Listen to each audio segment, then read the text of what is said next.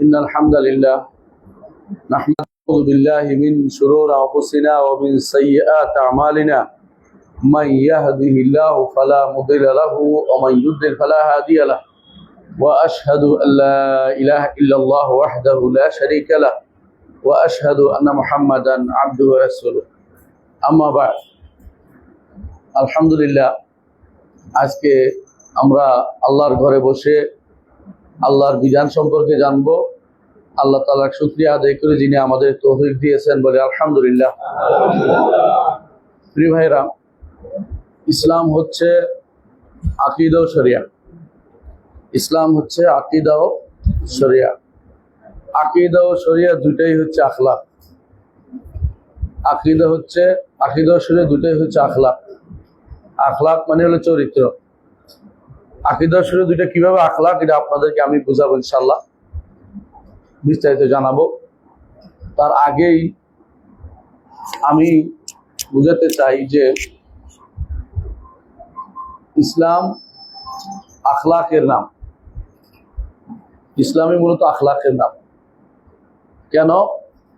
আল্লাহ তাআলা তার নবীর প্রশংসা করেছেন, ইন্নাকা লাআলা খুলুকিন আযীম, নিঃসন্দেহে আপনি সর্বোত্তম চরিত্রে আছেন, সবচেয়ে মহান চরিত্রে আপনি আছেন। আর আয়েশা রাদিয়াল্লাহু আনহাকে জিজ্ঞাসা করা হয়েছিল রাসূলুল্লাহ সাল্লাল্লাহু আলাইহি ওয়াসাল্লামের চরিত্র সম্পর্কে। তিনি বলেছেন যে, তুমি কি কোরআন পড়ো না? কানা খুলুকুল কোরআন, কোরআনই হচ্ছে তার চরিত্র। কোরআন চরিত্র মানে কি? কোরআনে যেটা বিশ্বাস করতে বলা হয়েছে তিনি সে বিশ্বাস করতেন। কোরআনে যেটা মানতে বলা হয়েছে তিনি এটা মানতেন। কোরআনে যে নিষেধ করছে সেটা তিনি নিষেধ করেছেন, দূরে থাকতেন।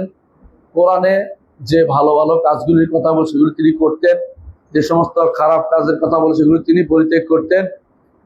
এটাই হচ্ছে মুহাম্মদুর রাসূলুল্লাহ সাল্লাল্লাহু আলাইহি ওয়াসাল্লামের চরিত্র। আপনি যদি কোন রাসূলুল্লাহ সাল্লাল্লাহু আলাইহি ওয়াসাল্লামের চরিত্র দেখেন, দেখবেন এমন কোনো কাজ দেখবেন না যেটা কোরআনের সাথে কন্ট্রাডিক্টরি। বরং প্রত্যেকটি কাজের সাথে কোরআনের কোনো না কোনো আয়াতের সাথে কোনো না কোনো দেখবেন আহ্বান আছে। রাসূলের কথা হোক, কাজ হোক, অনুমোদন হোক, দেখবেন যে কোরআনে কারীমের সাথে তার একটা কি আছে, মিল রয়েছে। কোরআনে কারীমের কোনো আয়াতের সাথে মিল আছে, রাসূল সেটা বাস্তবায়ন করেছেন। এই জন্য ইসলাম এক নম্বর যে বৈশিষ্ট্য আমাদের, সেটা হচ্ছে যে এই বরং পুরো রাসূলুল্লাহ সাল্লাল্লাহু আলাইহি ওয়াসাল্লামের পুরোটাই হচ্ছে কোরআনে কারীমের চরিত্র। আর কোরআনে কারীম হচ্ছে আমাদের গ্রন্থ, সর্বশেষ গ্রন্থ, কিয়ামত পর্যন্ত আকীদারও গ্রন্থ, শরিয়ারও গ্রন্থ।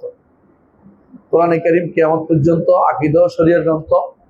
আর কোনো আকীদা আসবে না, আর কোনো শরিয়া আসবে না। এমনিতে আকীদাগুলো সবগুলি একই ছিল। যুগ যুগ ধরে আদম থেকে শুরু করে মুহাম্মদ সাল্লাল্লাহু আলাইহি ওয়াসাল্লাম পর্যন্ত কোনো নবীর সময় আকীদার কোনো দুটা ছিল না। শরিয়ত বহু রকম ছিল। এক এক নবীকে আল্লাহ এক এক রকম শরিয়ত দিয়েছে, কিন্তু আকীদার ক্ষেত্রে সবাই এক ছিল। এই আকীদা আল্লাহ সম্পর্কে কি বিশ্বাস স্থাপন করতে হবে, ফেরেশতাদের সম্পর্কে কি বিশ্বাস স্থাপন করতে হবে, এগুলি কোনো পরিবর্তনশীল জিনিস না। এগুলি স্থায়ী জায়গা। এই স্থায়ী জায়গাকে পূর্ণতা দিতে মুহাম্মদ রাসূলুল্লাহ সাল্লাল্লাহু আলাইহি ওয়াসাল্লাম এসেছেন। এই জন্য রাসূল বলেছেন, ইন্নামা বুইস্তু লিউতাম্মিমা মাকারিমাল আখলাক, আমাকে প্রেরণ করা হয়েছে উত্তম চরিত্রকে উৎকর্ষ সাধন করার জন্য, উত্তম চরিত্রকে আরো উৎকর্ষ দেওয়ার জন্য। উত্তম চরিত্র তো আগে থেকে আছে, আমার নবী কি করেছেন? এটাকে উৎকর্ষতা প্রদান করেছেন, আরো বেশি উপরে নিয়েছেন। উত্তম চরিত্র যুগে যুগে নবীদের কাজ ছিল উত্তম চরিত্রের কাজ। সেটা তাদের আকীদা হোক, তাদের শরিয়া হোক, উত্তম চরিত্রের কাজে তারা করেছেন। জগতের শ্রেষ্ঠ মানুষ হচ্ছে নবী রাসূলগণ। নবী রাসূলগণ থেকে যে জিনিসগুলি এসছে সেগুলি হচ্ছে দ্বীন, সেগুলি হচ্ছে আল্লাহর সন্তুষ্টির জিনিস, যেগুলি আল্লাহ পছন্দ করেন। আল্লাহ সেগুলি দিয়ে নবী রাসূলদেরকে বড় করে তোলেন। নবী রাসূলরা এমন সব চরিত্রে বড় ছিলেন যেগুলো আল্লাহ পছন্দ করেন। আল্লাহ ছোট কাল থেকে তাদেরকে এইভাবে তৈরি করেছেন। মূসা আলাইহিস সালাতু ওয়াস সালামকে আল্লাহ কি বলছেন? ওয়াসতানাতুকা লিনাফসি, মূসা আপনাকে আমি আমার নিজের জন্য তৈরি করে নিয়েছি। এমন ভাবে তৈরি করেছেন যে বড় হয়ে দেখলেন যে যে কিপ্তি ইসরাইলিকে আঘাত করতেছে, তিনি সেটার প্রতিবাদ করলেন।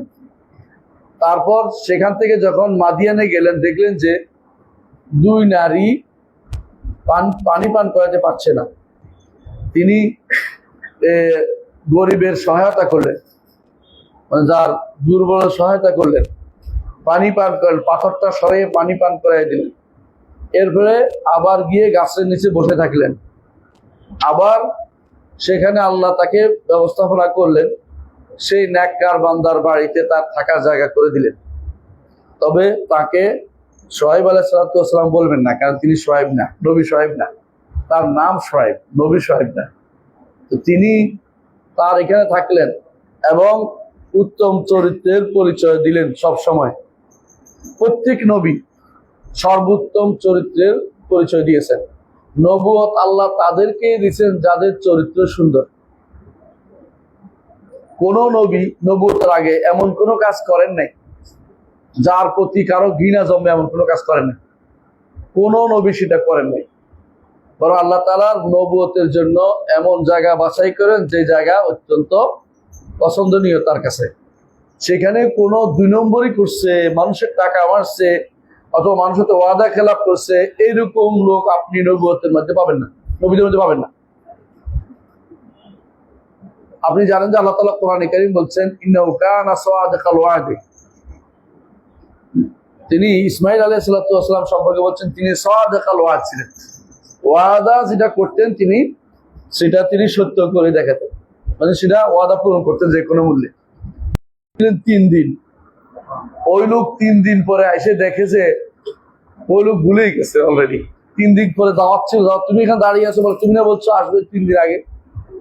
এরকম তারা ছিল, ওয়াদার ক্ষেত্রে এরকম ছিল, ওয়াদা কোনদিন তারা ভঙ্গ করতেন না। এইভাবে নবী, প্রত্যেক নবী, আমি শুধু একজন উদাহরণ দিচ্ছি, এটা প্রত্যেক নবীর চরিত্র ছিল সর্বশ্রেষ্ঠ চরিত্র এবং তাকে দেখেই ঈমান আনতো। নবীদের চরিত্র দেখেই মানুষ ঈমান আনতো। এই জন্য মুহাম্মদুর রাসূলুল্লাহ সাল্লাল্লাহু আলাইহি ওয়াসাল্লাম নবীদের যে চরিত্র, উত্তম চরিত্র, তাদের মধ্যে যেটা উত্তম সেটা আল্লাহ তাআলা তাকে দিয়েছেন। এই জন্য ইন্নাকা লাআলা খুলুকিন আযীম। আযীম, আযীম অর্থ হচ্ছে সবচেয়ে বড়। সবচেয়ে বড় চরিত্রের অধিকারী হচ্ছে মুহাম্মদুর রাসূলুল্লাহ সাল্লাল্লাহু আলাইহি ওয়াসাল্লাম। তার চরিত্রের অধিকারী কিভাবে বুঝাবো আপনাকে, একটা উদাহরণ দিয়ে বুঝতে পারবেন। রাসূলুল্লাহ সাল্লাল্লাহু আলাইহি ওয়াসাল্লামের সামনে যাকে তিনি তার মৃত্যুদণ্ড ঘোষণা করে দিয়েছেন, তো তিনি রাসূলের কাছে ক্ষমা নিতে আসছেন, যে কোনো মূল্যে ক্ষমা নিবে। রাসূলুল্লাহ সাল্লাল্লাহু আলাইহি ওয়াসাল্লাম কথা বলছেন না, তার সাথে রাগ করে কথা বলছেন না। এমন সময় অনেক পরে রাসূল তাকে মাফ করে দিলেন। তারপর বললেন, আমি যে তার সাথে কথা বলছিলাম না, তোমরা কি কেউ ছিলে না তাকে শেষ করে দিবে? আমাকে তো মাফ করতেই হচ্ছে, কারণ তিনি উত্তম চরিত্র অধিকারী। তিনি মাফ করেছেন। কিন্তু রাসূলুল্লাহ সাল্লাল্লাহু আলাইহি ওয়াসাল্লামের সাহাবীরা বললেন, রাসূল আপনি একটু ইঙ্গিত করলেও তো হইতো।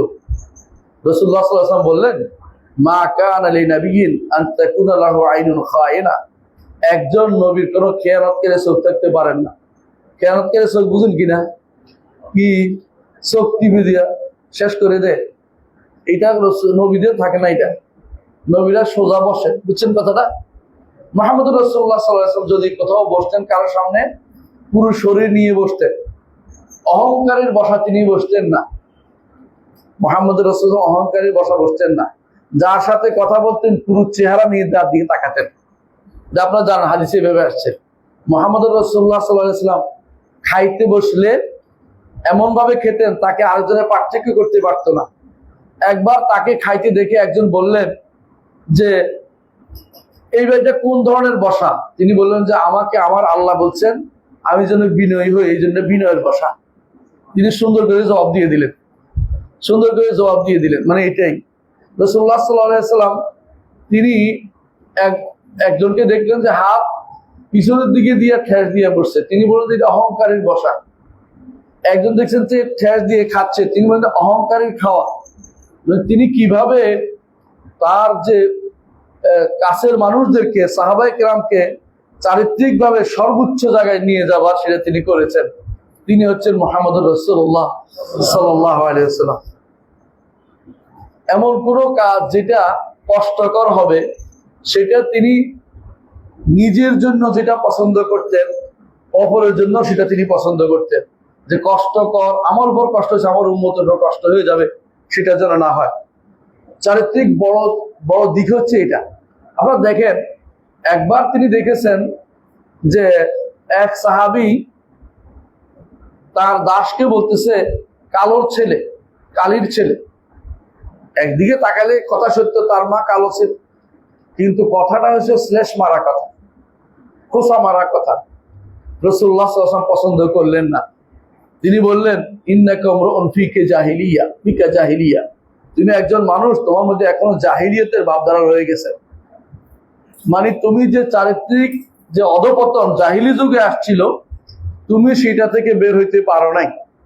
সেই সাহাবী সারা জীবন সেটা রক্ষা করেছে, সারা জীবন রক্ষা করেছে। এমনকি মৃত্যুর সময় পর্যন্ত মানুষ গেছে যায় দেখে যে তার দাস আছে, দাসের গায়ে যে কাপড় তার গায়ে সমান কাপড়। এইভাবে তারা এটাকে নিয়েছেন যে রাসূল যেটা বলেছেন এটাকে বেশি প্রাধান্য দিতে হবে, আখলাক চরিত্র রাসূলের কাছ থেকে আমাদের শিখতে হবে। এটা হচ্ছে রাসূলুল্লাহ সাল্লাল্লাহু আলাইহি ওয়াসাল্লাম যে উত্তম চরিত্রের অধিকারী, এটা প্রমাণ। এই জন্য ইবনে আব্বাস রাদিয়াল্লাহু আনহু বলেন, উত্তম চরিত্র বলতে দ্বীনকে বোঝানো হয়েছে। রাসূল যেটা নিয়ে আসছেন ওইটাই উত্তম, পুরো দিনটাই চরিত্র, পুরো দিনটাই চরিত্র। এটা প্রমাণ করে তিনি সত্যবাদী। রাসূলুল্লাহ সাল্লাল্লাহু আলাইহি ওয়াসাল্লাম নবুয়তের প্রমাণের মধ্যে একটি প্রমাণ হচ্ছে যে তার ব্যাপারে আগেকার কিতাবে তার ব্যাপারে কথা বলা হয়েছে, ঠিক না? একটি প্রমাণ। দ্বিতীয় প্রমাণ হচ্ছে তার যখন দুনিয়াতে আবির্ভাবের সময় বিভিন্ন ঘটনা ঘটেছে, আপনারা জানেন। তৃতীয় প্রমাণ হচ্ছে রাসূলুল্লাহ সাল্লাল্লাহু আলাইহি ওয়াসাল্লামের যে তার ব্যক্তিগত চরিত্রই একটা প্রমাণ। এই জন্য তাকে দেখে একজন বলেছিল, আমি তোমার চেহারার দিকে তাকে বুঝেছি, ইন্না ওয়াজহাকা লাইসা বিওয়াজহি কাযাব, নিচে আপনার চেহারা কখনো মিথ্যাবাদীর চেহারা নয়। সুবহানাল্লাহ। মানে চেহারা দেখেই বুঝছে যে এটা কোনো মিথ্যাবাদীর চেহারা হতে পারে না। আর মিথ্যা হচ্ছে চরিত্রের দিক থেকে সবচেয়ে খারাপ একটা গুণ, মিথ্যাটা। আপনার চেহারা কখনো মিথ্যাবাদীর চেহারা না। সোজা কথা সে স্বীকার করলো, কাফের ছিল, ঈমান আনে নাই। কারণ সে এরপর বলতেছে, তবে আমার গোত্রের লোক আবার তবে তবে চলতেছে। সে বুঝছে, সত্য স্বীকার করছে যে মুহাম্মদুর রাসূলুল্লাহ সাল্লাল্লাহু আলাইহি ওয়াসাল্লাম যেটা তিনি যা বলতেন তা সত্য বলছেন। তার সাথে কেউ কথা বলে কোনোদিন বলতে পারে নাই যে তার ভিতরে কোন রকমের দোষ বা ত্রুটি কিছু আছে, এটা কেউ বলতে পারবে না। সাধারণত যারা কাহের গণক তারা মিথ্যা কথা বলে, বানিয়ে কথা বলে, পেশ মারা কথা বলে। যারা পাগল তারা উল্টাপাল্টা কথা বলে। আল্লাহ এই জন্য বলছেন, ইন্নাকা লাআলা খুলুকিন আযীম, নুন ওয়াল কলামি ওয়া মা ইয়াসতুরুন, মা আনতা বিনিআমাতি রাব্বিকা বিকাহিনিন ওয়ালা মাজনুন।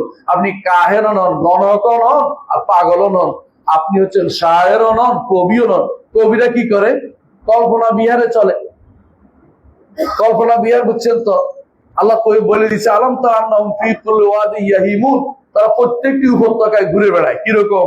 যে আমি এটা করবো, এটা করবো, এটা করবো, আমি এই করেন কিছুই তারা করতে পারে পর্যন্ত। আল্লাহ তাআলা বলছেন এরপরে যে আন্নাহুম ইয়াকুলুনা মা লা ইয়াফআলুন, যা করবে না তা বলে বেড়ায়। কিন্তু আমার নবী সেরকম ছিলেন না। যা বলতেন তা করতেন, যা বলতেন তা করতেন। যদি আমার নবীর সাহসিকতার দিকে তাকাতে আশ্চর্য হবে। সাহসিকতার গুণটা হচ্ছে চারিত্রিক উৎকর্ষের গুণ। নবী কেমন সাহসিকতার মধ্যে ছিলেন একটু চিন্তা করেন। মুহাম্মদুর রাসূলুল্লাহ সাল্লাল্লাহু আলাইহি ওয়াসাল্লাম তিনি হুনাইনের যুদ্ধে পালিয়ে যান নাই। সবাই পালাইছে, তিনি সরেন নাই। কেন? এই জন্য যে তিনি বলতেছেন, আনান নবী লা কাযিব, আনা ইবনে আব্দুল মুত্তালিব, আমি মিথ্যা নবী নই, আমি রণক্ষেত্র থেকে পালাইতে পারি না। আনা ইবনে আব্দুল মুত্তালিব, আরেকটা কারণ, আমি বংশীয়ভাবে একটা বড় বংশের ছেলে, আমিও আব্দুল মুত্তালিবের নাতি, আমি উল্টা পাল্টা করতে পারি না। কারণ আমার বংশে একটা কি আছে, সুনাম আছে। চারিত্রিক দিক থেকে, ভদ্রতার দিক থেকে, সভ্যতার দিক থেকে, এবং সাহসিকতার দিক থেকে মোহাম্মদ রাসূলুল্লাহ সাল্লাল্লাহু আলাইহি ওয়াসাল্লামের তুলনা দেওয়া ভার ছিল। পৃথিবীতে এই তুলনা কোনদিন কেউ পাবেন না। রাসূলুল্লাহ সাল্লাল্লাহু আলাইহি ওয়াসাল্লাম একদিন আওয়াজ শুনলেন বাইরে। আওয়াজ শুনে তিনি বললেন যে কি হয়েছে দেখে আসি। যত মানুষকে বলে কেউ যাইতে রাজি না, ভয়ে মনে করছে আক্রমণ করছে, কেউ বুঝি হাওয়া জেন্ডা রাতের বেলা আক্রমণ করছে। রাসূল বলেন যে আবু তালহার উটটা কই, ওটা নিয়ে আসছে। ওটা নিয়ে তিনি ঘুরে বেরিয়ে আসে, বললেন যে কিছুই নাই, লাবাস, কোনো সমস্যা নেই, আমি দেখে আসছি, কোথাও কোনো সমস্যা নেই। তিনি হচ্ছেন মুহাম্মদুর রাসূলুল্লাহ সাল্লাল্লাহু আলাইহি ওয়াসাল্লাম। চরিত্রের কোন দিক আপনি দেখবেন, কোন দিক আপনি দেখবেন, প্রত্যেক দিক থেকে আলা খুলুকিন আযীম, সর্বোচ্চ, আল্লাহ তাআলা তাকে সর্বোচ্চ চরিত্র দিয়ে পাঠিয়েছেন। এমন কোন ব্যক্তি নাই যিনি তার চরিত্রের মধ্যে বৈধভাবে কোনো কথা বলতে। অবৈধ কথা তো অনেকেই বল, কাফেররা যারা তার চরিত্র পড়ে না অথবা পছন্দ করে না তারা তো মিথ্যা কথা বলবেই। কিন্তু দুর্ভাগ্য যে মুসলিম সমাজের অনেকেই ইতিহাস পড়ার নাম দিয়ে, ইতিহাস পড়া বুঝেন কিনা, অনেকে আছে রাসূলুল্লাহ সাল্লাল্লাহু আলাইহি ওয়াসাল্লামের ইতিহাস পড়ে, জীবনী পড়ে, তো জীবনীর মধ্যে তো উল্টাপাল্টা অনেক কথাই অনেকে লিখছে, যেটা শিয়ারা লিখছে, অন্যরা লিখছে, সত্য মিথ্যার ধার না ধরে এগুলি আবার প্রচার করে বেড়াচ্ছে। এগুলি দুঃখজনক। বরং রাসূলুল্লাহ সাল্লাল্লাহু আলাইহি ওয়াসাল্লামের চরিত্রের ব্যাপারে প্রতিরোধ করা এটা ইমানি দায়িত্ব আমার, এটা আমার ইমানি দায়িত্ব প্রত্যেকটি মানুষের। কারণ আল্লাহ ঘোষণা করছেন তিনি উত্তম চরিত্র, এর বিপরীতটা কেউ বললে সে অবশ্যই মিথ্যা বলছে, অবশ্যই মিথ্যা বলছে। এটা আমাদেরকে ইমান রাখতে হবে। সুতরাং এই জিনিস, তিনি যে প্রমাণ যে সত্য নবী, এটার প্রমাণ হচ্ছে তার ব্যক্তিগত নিদর্শন, ব্যক্তিগত চারিত্রিক নিদর্শন একটা প্রমাণ যে তিনি সত্যবাদী ছিলেন এবং তিনি নবী ছিলেন। এর বাইরে তিনি সত্য কথা বলতেন, এটাও একটা নবুয়তের প্রমাণ। এর বাইরে তিনি ভবিষ্যৎ, যে সমস্ত ভবিষ্যৎবাণী করেছেন তা ঘটেছে, এগুলোই নবুয়তের প্রমাণ। এর বাইরে তার হাত দিয়ে বিভিন্ন ঘটনা ঘটেছে অলৌকিক, সেগুলিও নবুয়তের প্রমাণ। নবুয়তের এই প্রমাণগুলো যদি বুঝতে পারেন তাহলে আপনি মুহাম্মদ রাসূলুল্লাহ সাল্লাল্লাহু আলাইহি ওয়াসাল্লামকে নবী মানতে আপনি বাধ্য হবেন। আল্লাহ তাআলা কোরআনে কারীমে তার নবীকে একটা কথা বলেছেন, উত্তম চরিত্রের কথা বলি। কি উত্তম চরিত্র? খুযিল আফওয়া ওয়া'মুর বিল উরফি ওয়া আ'রিদ আনিল জাহিলিন। সূরা আরাফের 199 নম্বর আয়াতে আল্লাহ তাআলা বলছেন যে ক্ষমাকে আপনি আপনার ভূষণ হিসাবে গ্রহণ করুন। এই জন্য রাসূলুল্লাহ সাল্লাল্লাহু আলাইহি ওয়াসাল্লাম মক্কা বিজয়ের পরে কি করেছে? ক্ষমা করে দিয়েছে। এমনকি রাসূলুল্লাহ সাল্লাল্লাহু আলাইহি ওয়াসাল্লামের বিরুদ্ধে কবিতা লিখছে, কিন্তু রসুলের সামনে আইসা যখন শেষে চেহারা খুলে ফেললো, রসুল দেখে ফেললেন তাকে, তারপর রসুল তার ক্ষমা করে দিলেন। রাসূলুল্লাহ সাল্লাল্লাহু আলাইহি ওয়াসাল্লাম ক্ষমা শুধু ক্ষমাই করতেন। আপনারা জানেন একবার রাসূলুল্লাহ সাল্লাল্লাহু আলাইহি ওয়াসাল্লাম এক যুদ্ধের থেকে ফেরার পথে এক জায়গায় ছায়া ঘেরা একটা পথ জায়গা পেয়েছেন, এখানে ঘুমাইলেন। সবাই যে দূরে দূরান্তে গাছের নিচে যায় ঘুমাইছে, রসুলও একখানে যায় ঘুমাইছেন গাছের নিচে। ঘুম থেকে উঠে দেখেন যে, উঠে না চোখ মেলে দেখেন যে এক লোকে তরবারি নিয়ে দাঁড়িয়ে আছে, বলছে যে তোমাকে কে রক্ষা করবে এখন? রাসূলুল্লাহ সাল্লাল্লাহু আলাইহি ওয়াসাল্লাম বললেন আল্লাহ। বলে না যে তুমি আমি বাঁচাও বাঁচাও, বলে নাই, বলে আল্লাহ। লোকটার হাত থেকে তরবারি পড়ে গেছে। রাসূল উঠে নিয়ে বললেন যে এবার তোমাকে কে রক্ষা করবে? বলছে যে বাঁচাও বাঁচাও, আমি তোমার বিরুদ্ধে কিছু করবো না। রাসূল যাও, চলে যাও। রাসূল তাকে হত্যা করলেন না, ক্ষমা করে দিলেন। কারণ তিনি সব ক্ষমা, সব জায়গায় সব ক্ষমা পছন্দ করতেন। নিজের ব্যাপারে কোনোদিন তিনি প্রতিশোধ নেন নাই। দ্বীনের ব্যাপারে প্রতিশোধ নিয়েছেন, অন্যের ব্যাপার হলে প্রতিশোধ নিয়েছেন। দ্বীনের নিজের ব্যাপারে তিনি প্রতিশোধ করার ছিলেন না। দ্বীনের ব্যাপারে হলে প্রতিশোধ নিয়েছেন, কিন্তু কখনো নিজের জন্য প্রতিশোধ তিনি ছিলেন না। সবসময় তিনি ক্ষমাকে আদর্শ হিসেবে নিয়েছেন। আল্লাহ তাআলা যেটা তাকে বলেছেন খুযিল আফওয়া ওয়া'মুর বিল উরফি, আর এমন নির্দেশ দেন যেটা পরিচিত, মারুফের নির্দেশ দেন, সৎ কাজের নির্দেশ দেন। সৎ কাজ কথাটা বলা আপনি শত অল্প কথা, কিন্তু এটা বিশাল ব্যাপার। সৎ কাজ কোনটা? সৎ কাজ মানুষের অন্তরে বুঝে এটা সৎ। যার প্রকৃতি, যার ফিতরত শুদ্ধ আছে, সে বুঝতে পারে যে এটা সৎ। কিন্তু যখন ফিতরত নষ্ট হয়ে যায় তখন সে এটাকে আর সৎ বুঝতে পারে না। আপনি আপনার বাবাকে বলেন না বাবা সিগারেট নিয়ে আসো, বলেন না কেন? আপনার প্রকৃতি বাধা দিচ্ছে। আপনার ওঠ ঠিক আছে, এখনো নষ্ট হয় নাই, কিন্তু যেদিন এটা নষ্ট হয়ে যাবে এদিন বাবার সিগারেটের ধোঁয়া দিয়ে আপনি সিগারেট ধরাবেন, কারণ আপনি তখন আর মানুষের পর্যায়ে নাই, অমানুষ হয়ে গেছেন। এই জন্য আল্লাহ তা নির্দেশ দিচ্ছেন আপনি যে সমস্ত জিনিস মারুফ এই নির্দেশনা আপনি দেন। ও আ'রিদ আনিল জাহিলিন, জাহেলদের থেকে মুখ ফিরিয়ে নিন। জাহেলদের থেকে মুখ ফিরিয়ে নিন, বুঝছেন তো? অর্থাৎ জাহেলরা যা বলে আপনি এটার প্রতিক্রিয়া করে আরো কথা বাড়াবেন না, আরো কথা বাড়াবেন না। অর্থাৎ কি বলবেন যে যে এইটা ও জাহেল হিসাবে বলেছে। একবার তিনি বললেন, একজন এক কাফের বলে ফেললো তুমি কি পাগল? রাসূল বলছেন না। তো সবাই দিয়ে আসছে এগুলা কেন বললো? রাসূল বললেন আমি তার উত্তর দিয়েছি। আমি না, সেইটা জিজ্ঞাসা করছে, আমি না বলেছি। বুঝছেন তো কথাটা? মানে যাতে করে এর বাড়তি করার দরকার নাই। না মানে আমি তুমি কি এইটা বলে না, না এটা না, বস শেষ, উত্তর শেষ। কিন্তু আমি যে কেন বললো দেখবেন যে আরো লম্বা কথা বাড়বে। এটা চারিত্রিক উৎকর্ষতার প্রমাণ না।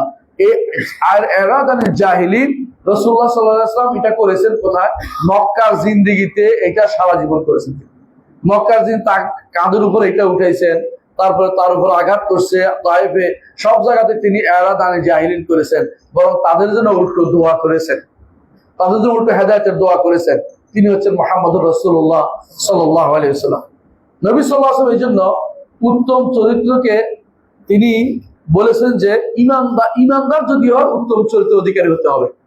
এবং উত্তম চরিত্রের মধ্যে যার চরিত্র সবচেয়ে উত্তম হবে তাকে ইমানের দিকটাও পরিপূর্ণ বলেছেন।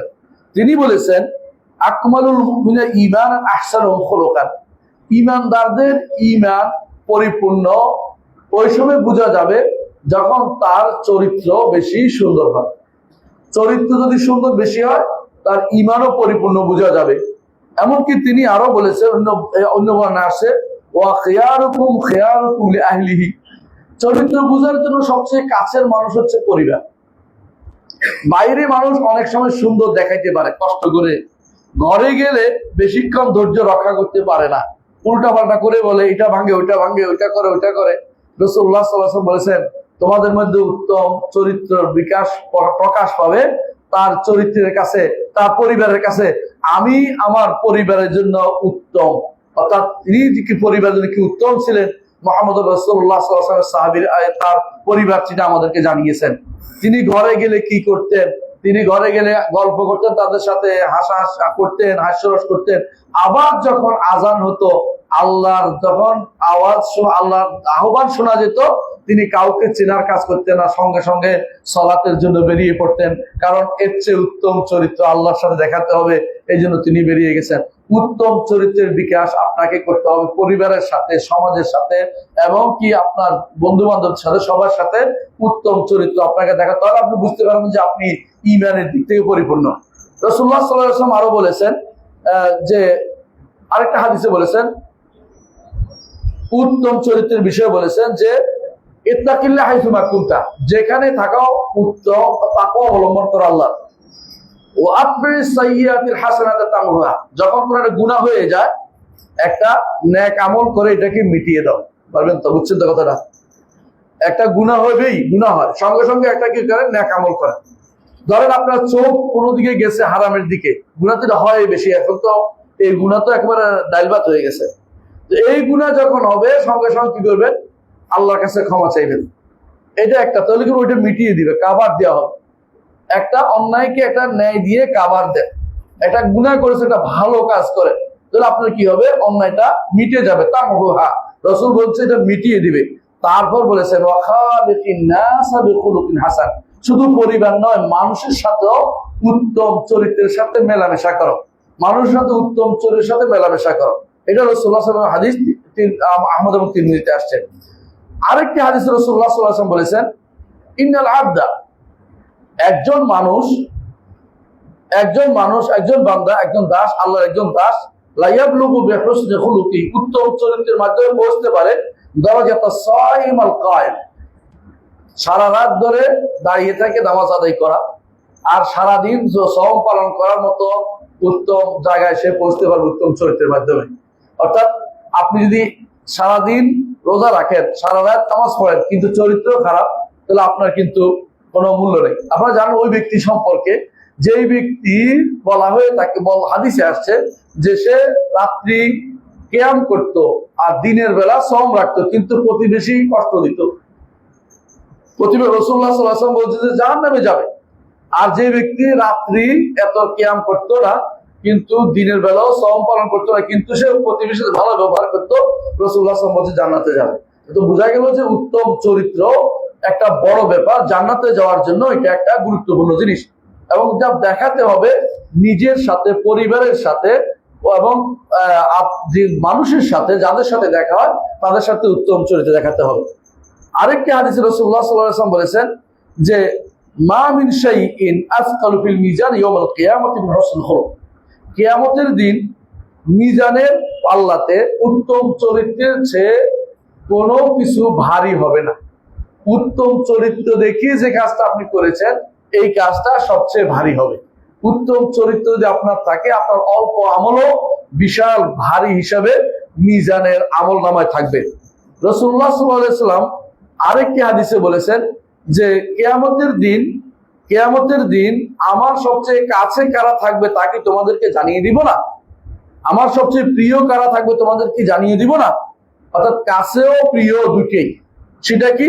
তারপর রাসূল বলছেন আহাসিনুকুম আখলাকান, তোমাদের মধ্যে যার চরিত্র সুন্দর, রাসূলুল্লাহ সাল্লাল্লাহু আলাইহি ওয়াসাল্লামের সবচেয়ে কাছে সে অবস্থান করবে। তিনি বলছেন তোমাদের মধ্যে যার চরিত্র সুন্দর।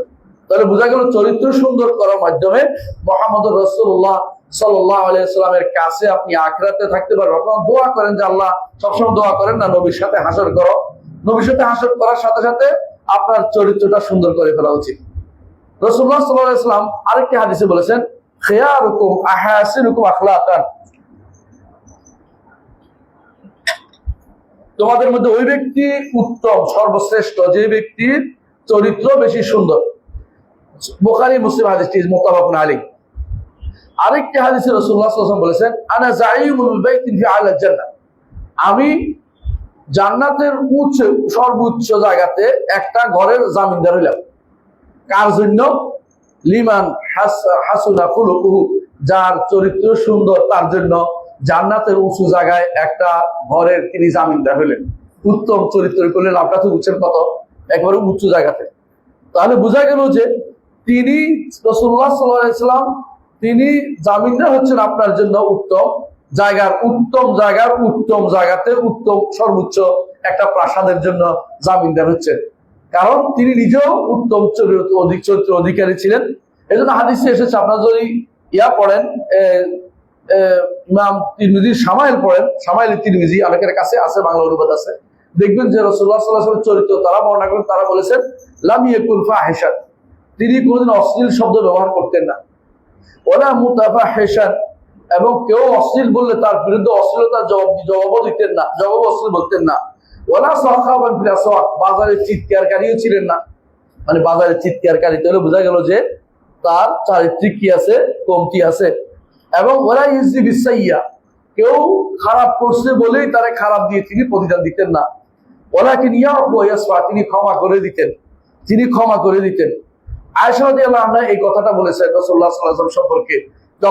কখন বলেছেন? যখন তিনি বলেছেন যে তার চরিত্র কোরআন ছিল, এই জন্য তিনি ব্যাখ্যা করেছেন তিনি কোনোদিন মুখ থেকে এমন কথা বের করতেন না যেটা মানুষ মনে করবে যে এটা কি, কেমন কথা, এটা তো একটা খারাপ কথা বললো, এমন কথা মুহাম্মদুর রাসূলুল্লাহ সাল্লাল্লাহু আলাইহি ওয়াসাল্লাম থেকে কখনো আসেনি। এমনকি আশ্চর্য হবেন আপনি, রাসূলুল্লাহ সাল্লাল্লাহু আলাইহি ওয়াসাল্লাম বাথরুমে যাবেন, বুঝলেন না কথাটা? বাথরুম শব্দটা বলার জন্য গায়েত শব্দ ব্যবহার করছে। গায়েত অর্থ নিচু জায়গা, বাথরুমও ব্যবহার করেন। আপনি বুঝতে পারছেন কত কঠিন শব্দ, মানে নিচু জায়গায় যাবে বুঝাইছে, কিন্তু শব্দটা বলেন নাই। তোমাদের কেউ যদি পরিবারের কাছে যায় বলেছেন, কি করে এটা আর বলেন নাই, শব্দটা কেমন ব্যবহার করছেন। মানে বুঝতে হবে রাসূলুল্লাহ সাল্লাল্লাহু আলাইহি ওয়াসাল্লামের কথা, আচরণ, চাল চলন, এমনকি তার কথা এত পরিশীলিত ছিল যে এটা কেউ চিন্তা করতে পারে, এত সুন্দর করে কথা বলতে অনেকেই পারে, শব্দটা অনেকেই বুঝাতে পারে রাসূল কি বলেছেন। তোমাদের কেউ যদি তার পরিবারের কাছে যায়, ইঙ্গিত করছে কোন দিকে সবাই বুঝছে, কিন্তু তিনি আর এর চেয়ে গিয়ে বাড়তি শব্দ ব্যবহার করেন নাই। এটা হচ্ছে মুহাম্মদুর রাসূলুল্লাহ সাল্লাল্লাহু আলাইহি ওয়াসাল্লামের তার ভাষাগত উৎকর্ষ, চারিত্রিক উৎকর্ষের কত সুন্দর তিনি নমুনা দেখিয়েছেন।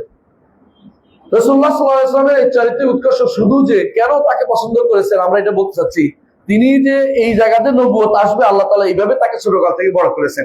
এমনকি যৌবন বয়সে তার একটা দেখেন, যখন রাসূলুল্লাহ সাল্লাল্লাহু আলাইহি ওয়াসাল্লাম তিনি নবুয়ত পেলেন, তিনি ভয় পেয়ে গেলেন, আসে তার স্ত্রীকে বললেন যে খাদিজা আমার ভয় হচ্ছে আমি না মরে যাই বা কিছু একটা, মানে তিনি ভয় পেয়েছেন, এমন ধরে চাপ দিছিল তাকে মরে যাওয়ার মতো অবস্থা।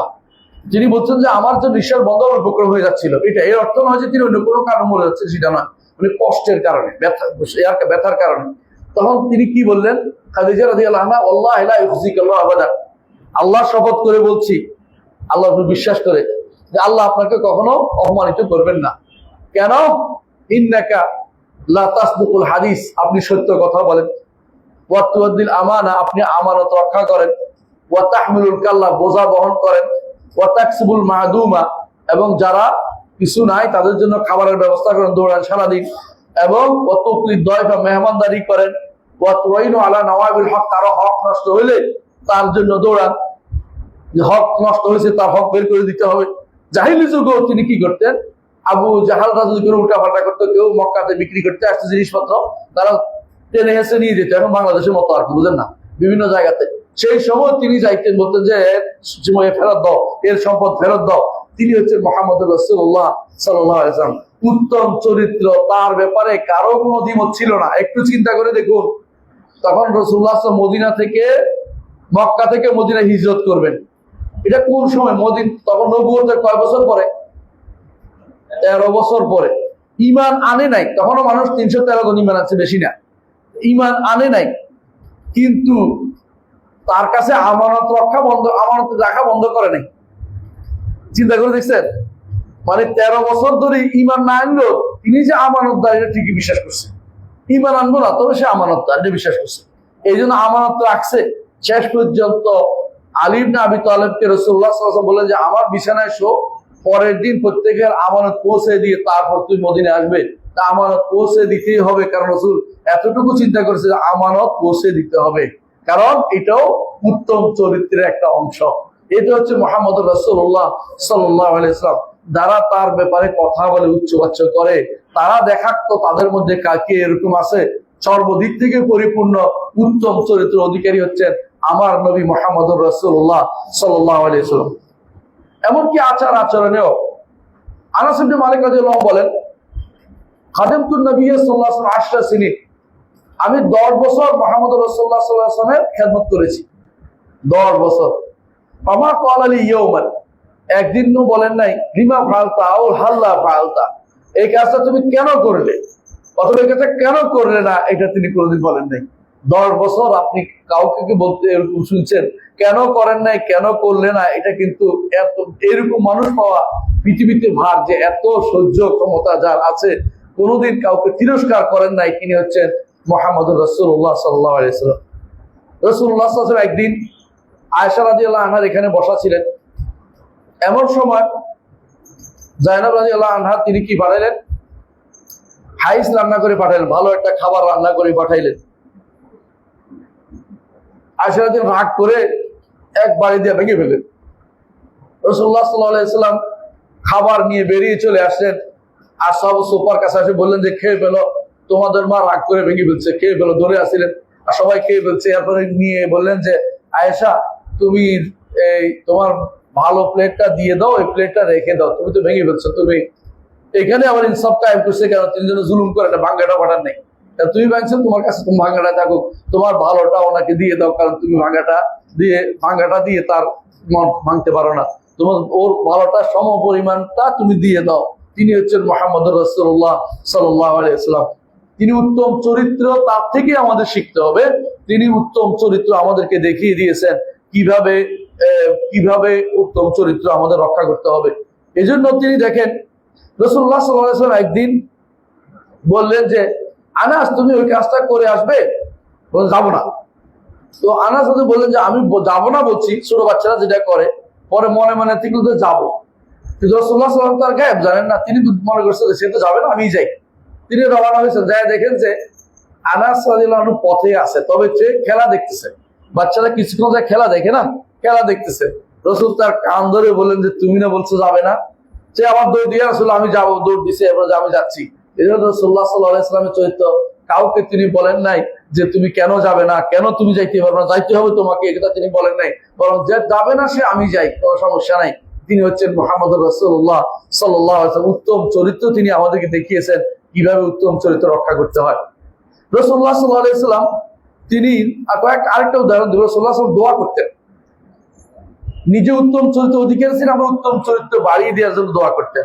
আল্লাহুম্মা ইহদিনি লিআহসানিল আখলাক, আল্লাহ আপনি আমাকে উত্তম চরিত্রের দিকে পথ প্রদর্শন করুন। লা ইয়াহদি লিআহসানি ইল্লা আনতা, উত্তম চরিত্রের পথ আপনি ছাড়া কেউ দেখাতে পারবে না, আপনি শুধু উত্তম চরিত্র দেখাতে পারেন। ওয়াসরিফ আন্নি সাইয়্যিআ, খারাপ চরিত্র থেকে আমাকে দূরে রাখেন। লা ইয়াসরিফু আন্নি সাইয়্যিআ ইল্লা আনতা, খারাপ চরিত্র থেকে দূরে রাখা একমাত্র আপনি করতে পারেন, আর কেউ করতে পারে না। হাদিস সহিহ মুসলিমে আসছে। রাসূলুল্লাহ সাল্লাল্লাহু আলাইহি ওয়াসাল্লামকে জিজ্ঞাসা করেছে, আরেকটি হাদিস বলি, তাকে জিজ্ঞাসা উত্তম ইমানদারদের মধ্যে উত্তম ইমানদার কে? তিনি বললেন আহসানুহুম আখলাকান, যার চরিত্র বেশি উত্তম সে ব্যক্তি হচ্ছে উত্তম ইমানদারদের ইমানের দিক থেকে বেশি পরিপূর্ণ। আরেকটা হাদিসে রাসূলুল্লাহ সাল্লাল্লাহু আলাইহি ওয়াসাল্লাম বলেছেন আল বিররু হুসনুল খুলুক। এখন হুসনুল খুলুক উত্তম চরিত্র কি? তিনি হচ্ছে নেক কাজ, সৎ কাজ হচ্ছে, সবগুলি হচ্ছে হুসনুল খুলুক। যত নেক কাজ আছে, ঈমান আনা নেক কাজ না? নেক কাজ। সালাত আদায় নেক কাজ না? নেক কাজ। সাওম আদায় করা নেক কাজ। অনুরূপ ভাবে মানুষের সাথে উত্তম ব্যবহার করা নেক কাজ। এত শব্দ একটা আসছে আলবের, আলবের, এই জন্য আলবের হুসনুল খুলুক, যাবতীয় নেক কাজ হচ্ছে উত্তম চরিত্র। আমরা কি বুঝাতে পারছি? এখন দেখবেন যেগুলি অসৎ চরিত্র, এরা এর বিপরীত কোন একটা জিনিস বাদ দিছে, নেক চরিত্র বাদ দিয়ে অসৎ চরিত্রে চলে গেছে। দেখবেন মানুষের ভিতরে রাসূলুল্লাহ সাল্লাল্লাহু আলাইহি ওয়াসাল্লাম পছন্দ করতেন। হাদিসে আছে রাসূলুল্লাহ সাল্লাল্লাহু আলাইহি ওয়াসাল্লাম বলেছেন, কি বলেছেন? যে হাইয়িনিন লাইয়িন ইনসান, আল্লাহ পছন্দ করেন সহজ সরল নরম নম্র মানুষদেরকে। আর যারা কঠোর প্রকৃতি, আল্লাহ রাসূল সাল্লাল্লাহু আলাইহি ওয়াসাল্লাম বলছেন এরা চরিত্রের দিক থেকে পিছনে, এদেরকে আল্লাহ তাআলা অপছন্দ করেন। তাহলে আল বিররু হুসনুল খুলুক, উত্তম নেক কাজগুলি সবই যদি উত্তম চরিত্রের হয়, তাহলে যে কোনো মানুষ নরম চরিত্রে থাকা এবং মানুষের কাছে নাগালের ভিতরে থাকা, এগুলি হচ্ছে উত্তম চরিত্র অন্তর্ভুক্ত। এর বাইরে হচ্ছে অহংকারীদের চরিত্র, যেটা থেকে রাসূলুল্লাহ সাল্লাল্লাহু আলাইহি ওয়াসাল্লাম আমাদেরকে সাবধান করেছেন। আপনারা জানেন রাসূলুল্লাহ সাল্লাল্লাহু আলাইহি ওয়াসাল্লামকে একজন ছোট বাচ্চাও ধরে নিয়ে যেতে পারত। হাদিসে আছে যে একটা বাচ্চা তাকে ধরে নিয়ে যাইতো যে আমার কাজটা উঠিয়ে দেন, কারণ বোঝা উঠাইতে পারতেছে না, আমার বোঝা উঠিয়ে দেন। অথচ বলতে পারতো কোনো সাহাবীকে, দৌড়াইতে পারতো কোনো সাহাবী না। রাসূল বলেন যে ও আমাকে বলছে এই জন্য তার কাজটা আমি সেরে দিয়ে আসি, মাথায় উঠে দিতে একটা বোঝা। এটাও কিন্তু রাসূলুল্লাহ সাল্লাল্লাহু আলাইহি ওয়াসাল্লাম করতেন। এটা বলতেন না আর কোনো লোক পাইলি না, আমারে দেখলি, এটা বলেন না। এটা রাসূলুল্লাহ সাল্লাল্লাহু আলাইহি ওয়াসাল্লাম উত্তম চরিত্র ছিল না। উত্তম চরিত্র যেটা, এটা রাসূলুল্লাহ সাল্লাল্লাহু আলাইহি ওয়াসাল্লাম দেখিয়েছেন সালামের ব্যাপারে। সালাম দিয়ে একটা উত্তম চরিত্রের লক্ষণ। সালাম দিলে অহংকার মুক্ত হয়। হ্যাঁ, সালাম দিলে অহংকার মুক্ত হয়। আর সালামের জন্য আশায় বসে থাকা অহংকারের কাজ, যে আমারও সালামটা দিল না, এই বেয়াদব সালাম দিলি না কেন, মানে এটা এক ধরনের টেন্ডেন্সি হয়ে গেছে।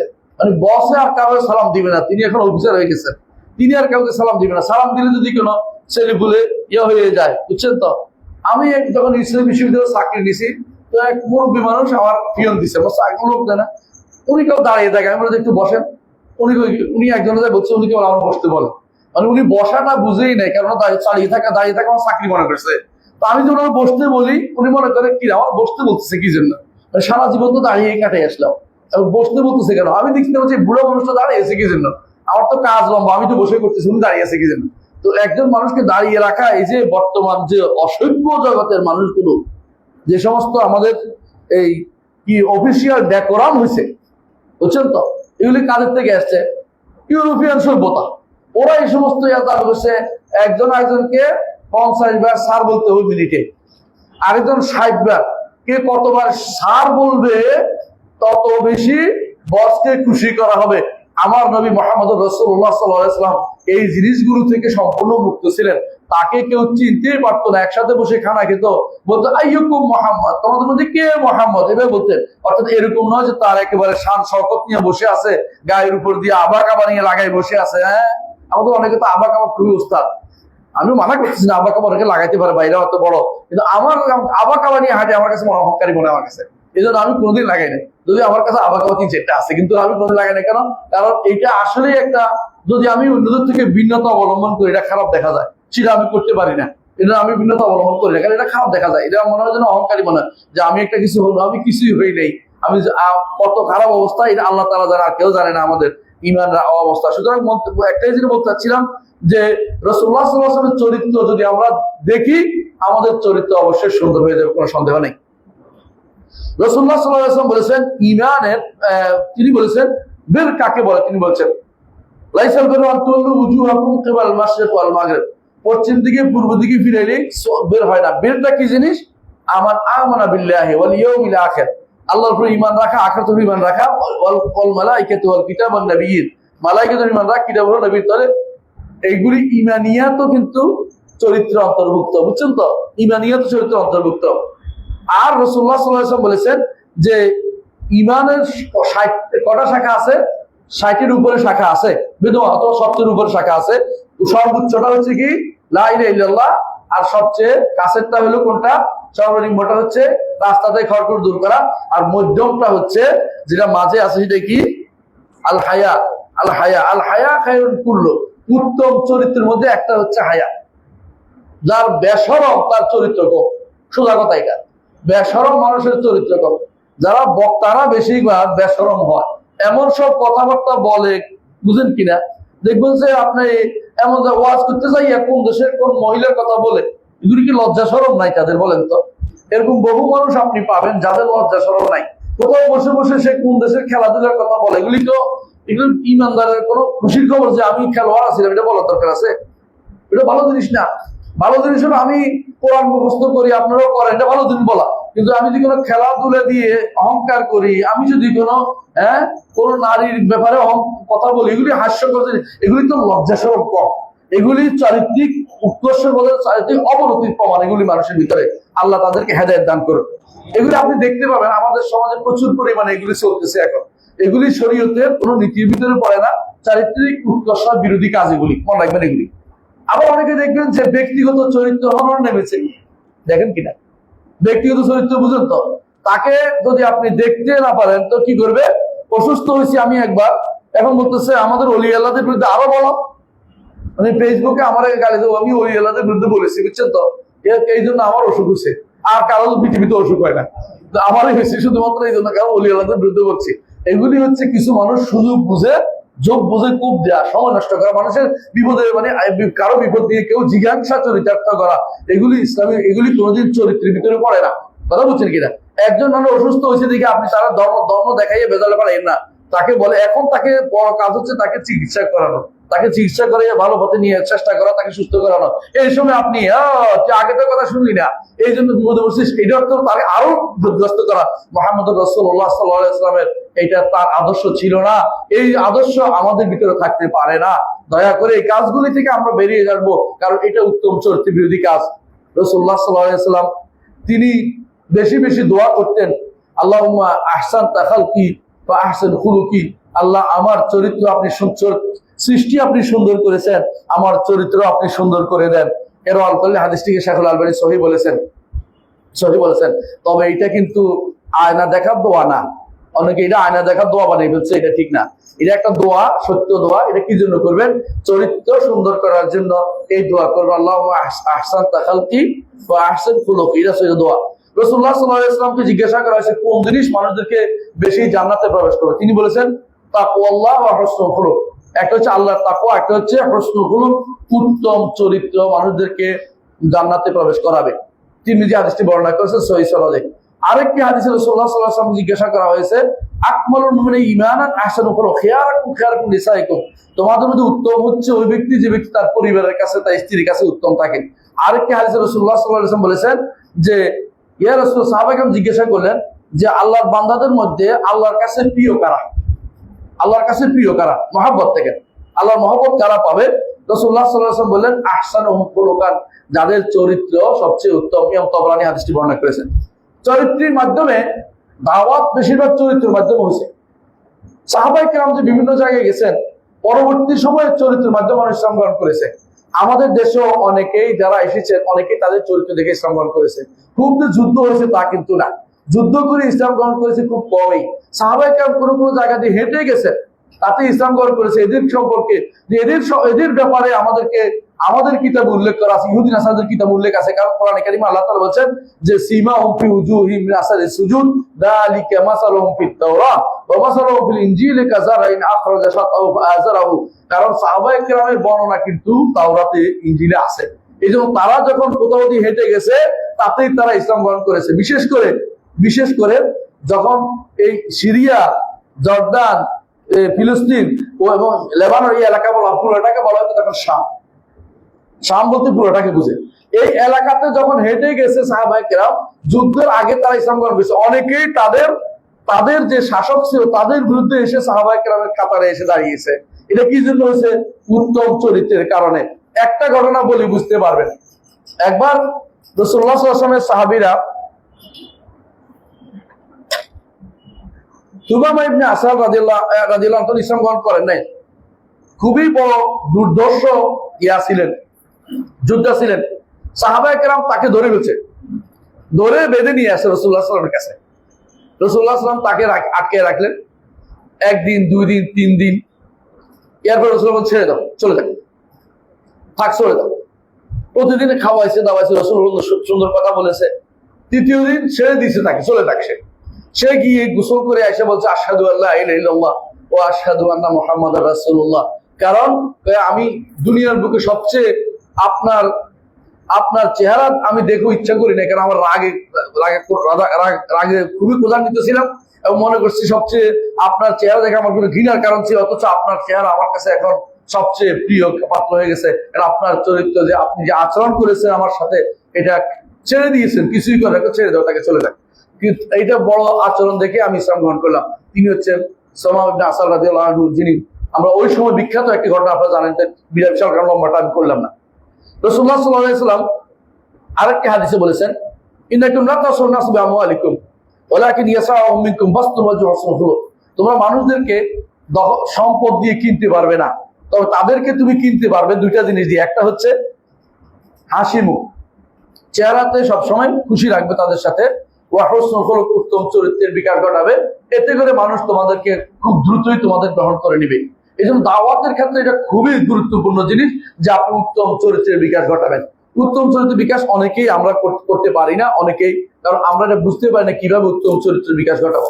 দেখুন রাসূলুল্লাহ সাল্লাল্লাহু আলাইহি ওয়াসাল্লাম খারাপ চরিত্র থেকে আল্লাহর কাছে আশ্রয় চেয়েছেন। তিনি বলতেন আল্লাহুম্মা জান্নিবনি মুনকারাতাল আখলাক, আল্লাহ আমাকে আশ্রয় দিন খারাপ চরিত্র থেকে, ওয়াল আহওয়া, এবং খারাপ প্রবৃত্তি থেকে, ওয়াল আমাল, খারাপ আমল থেকে, ওয়াল আদওয়া, খারাপ রোগ থেকে, খারাপ রোগ ব্যাধি থেকে। রাসূলুল্লাহ সাল্লাল্লাহু আল্লাহর কাছে এগুলোতে আশ্রয় চেয়েছেন। এবং আশ্চর্য হবেন যে মানুষরা যারা চরিত্র উত্তম ভালো, জাহিলিয়াতের আগে ইসলামও তাদের চরিত্র ভালো। রাসূলুল্লাহ সাল্লাল্লাহু আলাইহি ওয়াসাল্লাম বলেছেন আন্নাসু মাআদুন কামাআদিন যাহাব ওয়াল ফিদ্দা, মানুষ হচ্ছে স্বর্ণ এবং রূপার খনির মতো। সেটা কি? যেটা যদি কোনো ময়লা থাকে ছেড়ে দিলে কি হয়? পরিচ্ছন্ন হয়ে যায়। জাহিলি যুগে জাহিলিয়াতের জিনিস বাদ দিলে তারা বাকিটা কি একদম ফ্রেশ। তো জাহিলি জিনিস বাদ দিলে ইসলাম গ্রহণ করতে তার ফ্রেশ। এই জন্য অনেক মানুষ ইসলাম গ্রহণ করার আগে যে উল্টাপাল্টা আসলে ইসলাম গ্রহণ করে, ইসলামের জন্য ততটুকু কাজ করে তারা, যে আমি আগেও কর্মঠ ছিলাম, ইসলামের জন্য ততটুকু কাজ করে যাবো। এই জন্য উত্তম চরিত্রের বিকাশ করা এটা খুবই গুরুত্বপূর্ণ একটি জিনিস। আসেন আর কয়টা উদাহরণ দেই, বুঝতে পারবেন। যে আহমদ শওকী একটা কথা বলেছিলেন যে জাতিসমূহ উত্তম চরিত্রের মাধ্যমে শুধুমাত্র টিকে আছে। এই কথাটি শুধু আহমদ শওকী বলছে, এটা হিসাবে বলছি না, কোরআনে কারিমে আল্লাহ তাআলা বলছেন। কোথায় বলছেন? সূরা ইউনূসের 13 নম্বর আয়াতে আল্লাহ তাআলা বলছেন ওয়ালাকাদ আহলাকনাল কুরুনাল উলা, পূর্ববর্তী জাতিসমূহ ধ্বংস করেছি লাম্মা যালামু, যখন তারা জুলুম করেছে। জুলুম যখন থাকে সেখানে কিন্তু ধ্বংস আসে, আর যেখানে উত্তম লোকেরা থাকে তখন তারা জুলুম থেকে তাদেরকে নিষেধ করে। এটা আল্লাহ তাআলা বলছেন সূরা হুদের 117 নম্বর আয়াতে আল্লাহ তাআলা বলছেন যে আল্লাহ তাআলা ওই জাতিকে কখনো ধ্বংস করে না যেখানে জাতিরা ইসলাহ করে, যারা জুলুম থেকে মানুষকে মুক্তি দেওয়ার চেষ্টা করে তাদেরকে আল্লাহ তাআলা ধ্বংস করেন না। এর বাইরে যারা ফাসাদ সৃষ্টি করে, এগুলি হচ্ছে জুলুমের কাজ, এগুলি হচ্ছে অসৎ চরিত্রের কাজ, এগুলি থেকে আল্লাহ তাআলা মানুষদেরকে, আল্লাহ তাআলা এগুলি যদি থাকে কারোর মধ্যে অসৎ চরিত্রের কাজ, আল্লাহ তাআলা তাদেরকে হেফাজত করেন না। এটা হচ্ছে আল্লাহ তাআলার নীতি। আসেন আমি কয়েকটা উদাহরণ দিব। এখন আমি বলতে চাচ্ছি যে এখন আপনি সোজা এটাই বলতে চাচ্ছি যে চরিত্র কাকে বলে।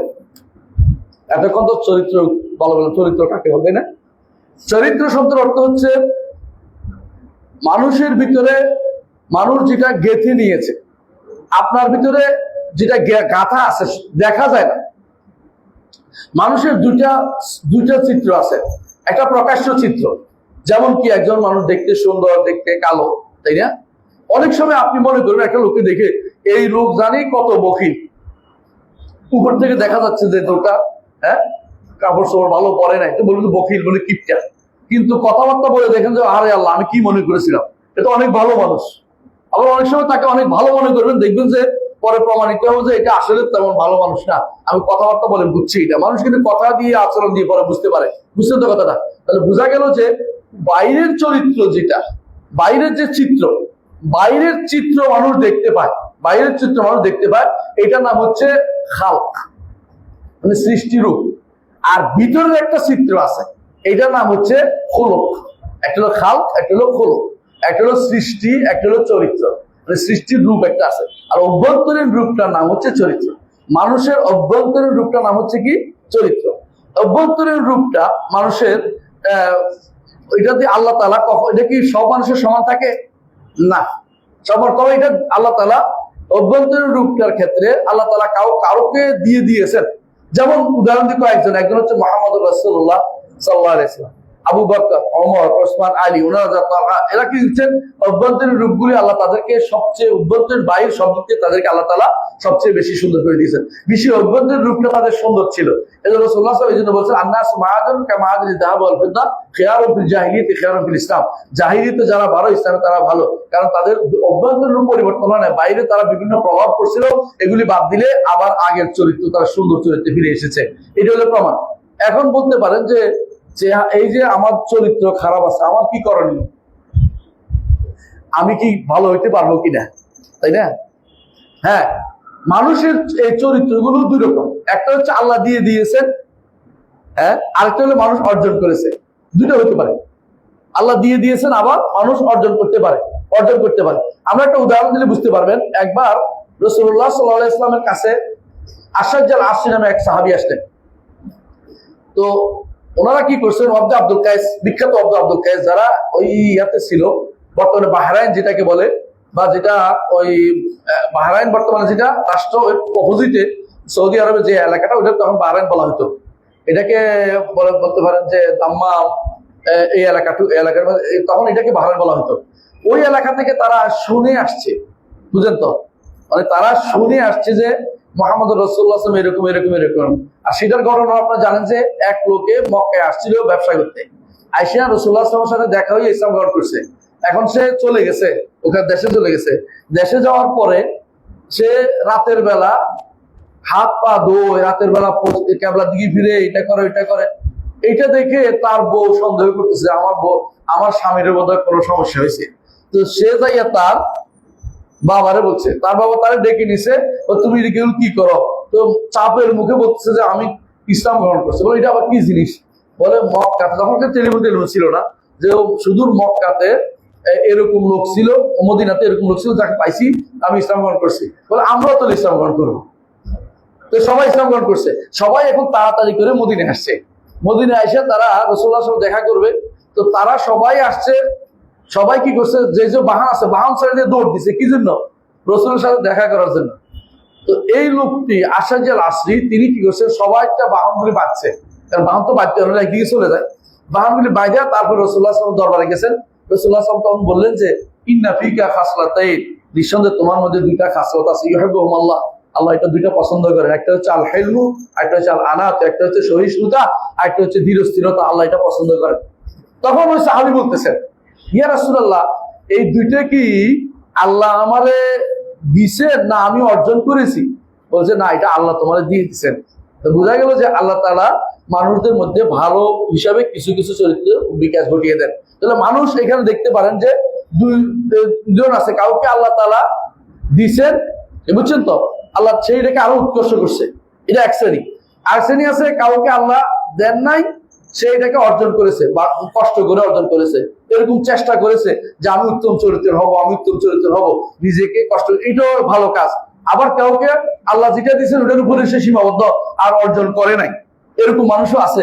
আর 4 নম্বর হচ্ছে যে আল্লাহ তারে ভালো কিছু দেয় নাই, কাফের যেটা আল্লাহ তাদের বলেছে সেও অর্জন করে নাই। সবচেয়ে নিকৃষ্ট হলো ওই ব্যক্তি যে চরিত্র উৎকর্ষ সাধনের চেষ্টা করে নাই। সুতরাং কেউ যদি বলে যে আমার কি দোষ, আল্লাহ কেন যেন বলার চেষ্টা করার তো তোমার সুযোগ আছে। আল্লাহ রাসূল তো এটাই চাইছেন যে আমরা যেন চেষ্টা করি ভালো, কি করি, ভালো চরিত্র আমরা অবলম্বন করি, ভালো চরিত্র গ্রহণ করি, তাহলে বোঝা গেল যে আল্লাহর দ্বীনের ব্যাপারে, আল্লাহর দ্বীনের মধ্যে উত্তম চরিত্র পূর্ণতা দেওয়ার জন্য আল্লাহ তাআলা এই দিনটাকে দিয়েছেন। এখন আমি একটা উদাহরণ দিয়ে বুঝতে পারবেন। ধরেন আগে ইহুদিদেরকে এই চরিত্র উত্তরটা দিয়েছিল না আল্লাহ? দিয়েছে। তারা কি করেছে? নষ্ট করে দিয়েছে। নাসারাদেরকে নষ্ট করে দিয়েছে। কিন্তু শরীয়ত যেটা তাদেরকে দিয়েছিল এটার মধ্যে উত্তমতা কতটুকু ছিল? উত্তম ছিল। কিন্তু আমাদেরকে দিয়েছে এর চেয়ে বেশি উত্তমটা। এটা বুঝাই দেই। যেমন কেসাস, কেউ কাউকে হত্যা করলে ইহুদিদের নিকট কি? মারতেই হবে, মারতেই হবে। নাসারাদের নিকট কি? ক্ষমা করে দিতে হবে। আমরা কোনটা পাইছি? ক্ষমাও পাইছি, হ্যাঁ, মাইত্র দুইটাই পাইছি। শুধু এটা হইতে পারে, এটা হইতে পারে। তাহলে আমরা কিন্তু উত্তম চরিত্রকে আরো উত্তম করছে আমার নবী এসে। বুঝতে পারছেন তো? সবগুলি আহকামের ফলে এরকম যে আমাদের আহকামগুলো অন্যগুলির চেয়ে সবচেয়ে সুন্দর। আপনি যদি দেখেন সওমের ব্যাপার, একদিন পর একদিন সওম রাখা, এর চেয়ে উত্তম হচ্ছে একসাথে রাখা। আমাদের আনন্দটাই বেশি, কারণ একসাথে রাখে আমরা ঈদ করতে পারি। একদিন পর একদিন রাখা খুবই কষ্টকর। আপনি ভুলে গেছেন একদিনেরটা, পরের দিন আয় হায় আমি তো ভুলে উঠতে পারি নাই। আর একসাথে রেখে দিলে আমরা আনন্দ উত্তমটা আপনাকে দিছে। তো ইবাদতের দিক থেকেও তাই, চরিত্রের দিক থেকেও তাই। এগুলি হচ্ছে রাসূলুল্লাহ সাল্লাল্লাহু আলাইহি ওয়াসাল্লাম, আমার রাসূলুল্লাহ সর্বোত্তম চরিত্র নিয়ে আল্লাহ তাআলা পাঠিয়েছেন। এটার প্রমাণ যে আল্লাহ তাআলা তাকে উত্তম চরিত্রকে আরো উৎকর্ষ দেওয়ার জন্য এই শরীয়তের জন্য সব দিক থেকে পরিপূর্ণ। আল-ইয়াওমা আকমালতু লাকুম দীনাকুম, এই একমাল হচ্ছে ধরেন কি আকায়েদ, ও আতমামতু লাকুম নি'মাতি, এবং ইতমাম করেছেন তার দ্বীন ও শরীয়ত আখলাক সবকিছু পূর্ণ করে দিয়েছেন। ইকমাল ইতমাম দুটোই আল্লাহ তাআলা এই দ্বীনকে করে দিয়েছেন। সুতরাং বুঝতে হবে যে আল্লাহ এই দ্বীন হচ্ছে কামেল, ইসলাম দ্বীনুন কামেল। আচ্ছা আসেন, এখন আসি উত্তম চরিত্র কোথায় দেখাতে হবে, তাই না? আপনার উত্তম চরিত্র কিভাবে প্রকাশ পাবে? উত্তম চরিত্র দুই জায়গায় প্রকাশ পাবে, আল্লাহর সাথে এবং বান্দার সাথে। আল্লাহর সাথে উত্তম চরিত্র কিভাবে করবেন? আল্লাহর সাথে তিনটি কাজ করলে আপনি যে উত্তম চরিত্রের অধিকারী তার সত্য প্রমাণিত হবে। পারবেন কিনা দেখেন, না থাকলে এখন থেকে শুরু করবেন। এক নম্বর হচ্ছে আল্লাহ তাআলা যে সমস্ত সংবাদ দিয়েছেন সবগুলি সত্য বলে বিশ্বাস করবেন। বুঝেন কিনা? আল্লাহ কি সংবাদ দিছে? আল্লাহ সংবাদ দিছে কবর আযাব আছে, দিছে না? রাসূলের মাধ্যমে দিছে না? কোরআনও দিছে না? আপনি এটা কি করবেন?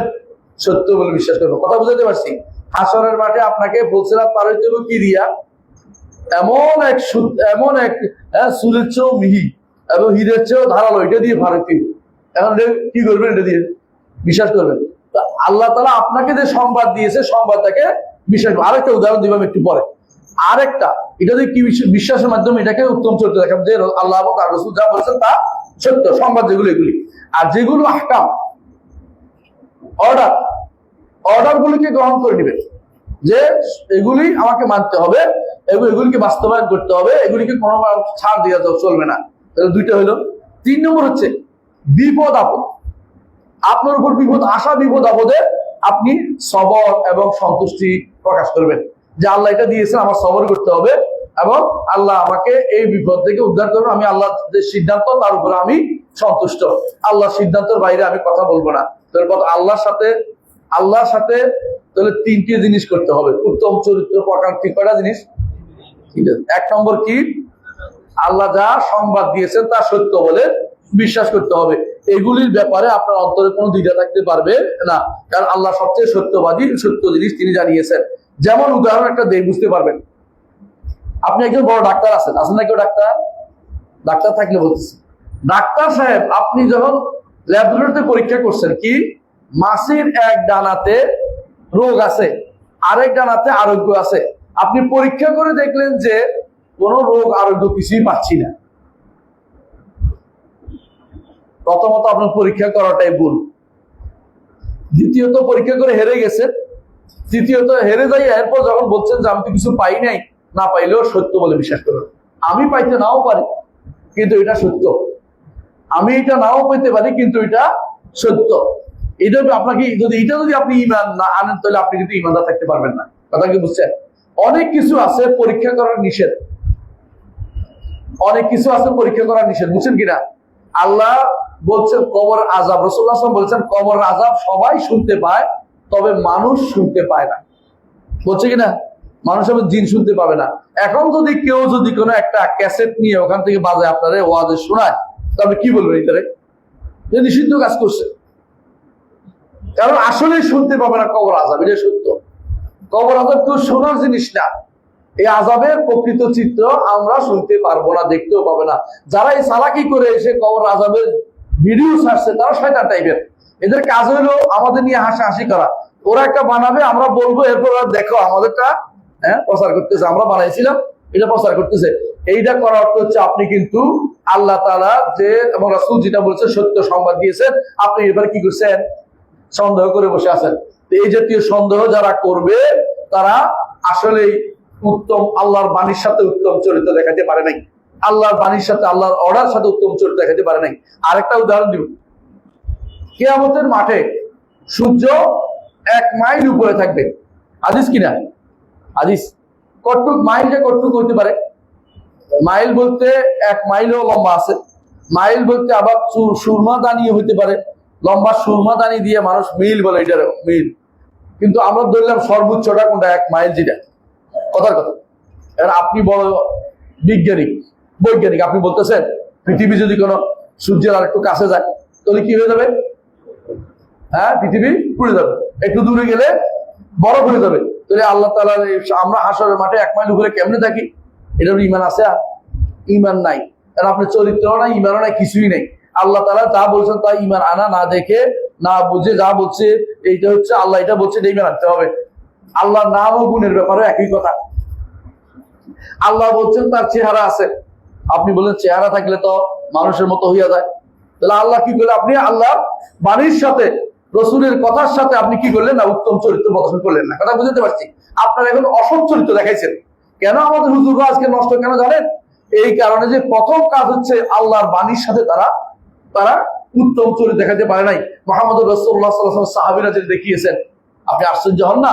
রাসূলুল্লাহ সাল্লাল্লাহু আলাইহি ওয়াসাল্লামের সাহাবী বলছে, যখন রাসূল বললেন যে গত রাতের কাজ দেখে, তোমাদের দুইজনের কাজ দেখে, স্বামী স্ত্রীর কাজ দেখে আল্লাহ তাআলা হাসছেন, তাই না?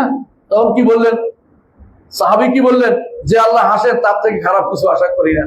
সুন্দরভাবে বুঝে গেছেন, কোনো সমস্যা হয় নাই। কিন্তু আপনি বড় কালাম শাস্ত্রবিদ, আপনি বড় দার্শনিক, আপনি বলেন আল্লাহ আবার হাসে কেমন? তো দাঁত কয়টা ছিল? এই জাতীয় কথা আপনারা বের করতে কিভাবে বলছে? আল্লাহ যেভাবে হাসার আমাদের তো সে জানার বিষয় না। আমাদের সংবাদ দিয়েছে, আমরা ইমান আনতে হবে, এটা হলো নিয়ম। আল্লাহ তাআলা হাত দিয়ে হাসরের দিন সমস্ত পৃথিবী যা কি মুষ্টির ভিতরে রাখবেন, আপনি বলেন যে কেমনে রাখবে? এই কেমনে তো আপনি ইমান শেষ, ইমান নাই। আর আপনি উত্তম চরিত্র দেখাতে পারেন না আল্লাহর বাণীর সাথে, রসুলের হাদিসের সাথে উত্তম চরিত্র দেখাতে পারেন নাই। আমরা বলি আল্লাহ তাআলা আসমানে নেমে আসেন, হাদিসে রসুল বলেছেন, বুখারী মুসলিম হাদিস, বিখ্যাত হাদিস। আপনি বলেন যে নেমে আসতে তো আল্লাহ নিচে পড়ে যান না? ইমান আছে? আল্লাহ উত্তম চরিত্র দেখাতে পারেন নাই। উত্তম চরিত্র হচ্ছে তালাক্কিল আখবার বিত্তাসদীক।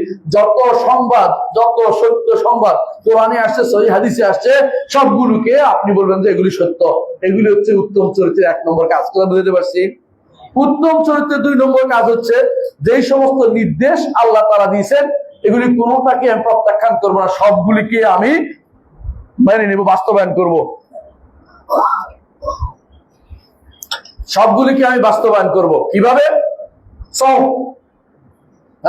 রমজান মাসে সওম রাখছে আমাদের ড্রাইভাররা, রিক্সা ড্রাইভাররা। এখন আমাদের হুজুরে, বড় হুজুর, বহুত লক্ষ লক্ষ মানুষের প্রাণের মানুষ, উনি বলতেছে যে রিক্সা ড্রাইভাররা রোজা না রাখলেও চলবে। এই কথা বলছে না এক হুজুরে, আপনারা শুনেন নাই? না শুনে থাকলে শুনেন না, আমার থেকে এক হুজুরে বলছে। আপনি বেশি দরদি হয়ে গেছেন আল্লাহ থেকেও। আপনার এই কথা কে বলেছে এটা বলতে? অবৈধ কাজ করেছেন আপনি। এই ফতোয়া দেওয়ার অধিকার আপনার এই ফতোয়া কেউ দেয় নাই। যে দেশে সে মাঝে পাগল মুফতি রমজান মাসে তার জন্য রোজা রাখা মাফ করে দিছে কে? কখনো না। সব কষ্ট হইলেই আপনি সেটা বাদ দিয়ে দিবেন তা নয়, কষ্ট হোক কিন্তু আপনি সেটা বাস্তবে আনতে হবে। বাস্তবায়ন আপনি যদি কোনো অপরাধ হন, সেটা একজনের হুকুম হইতে পারে, সবার জন্য রিক্সা চালকদের জন্য মাফ করে দিলেন, কোন কথা হইতে পারে?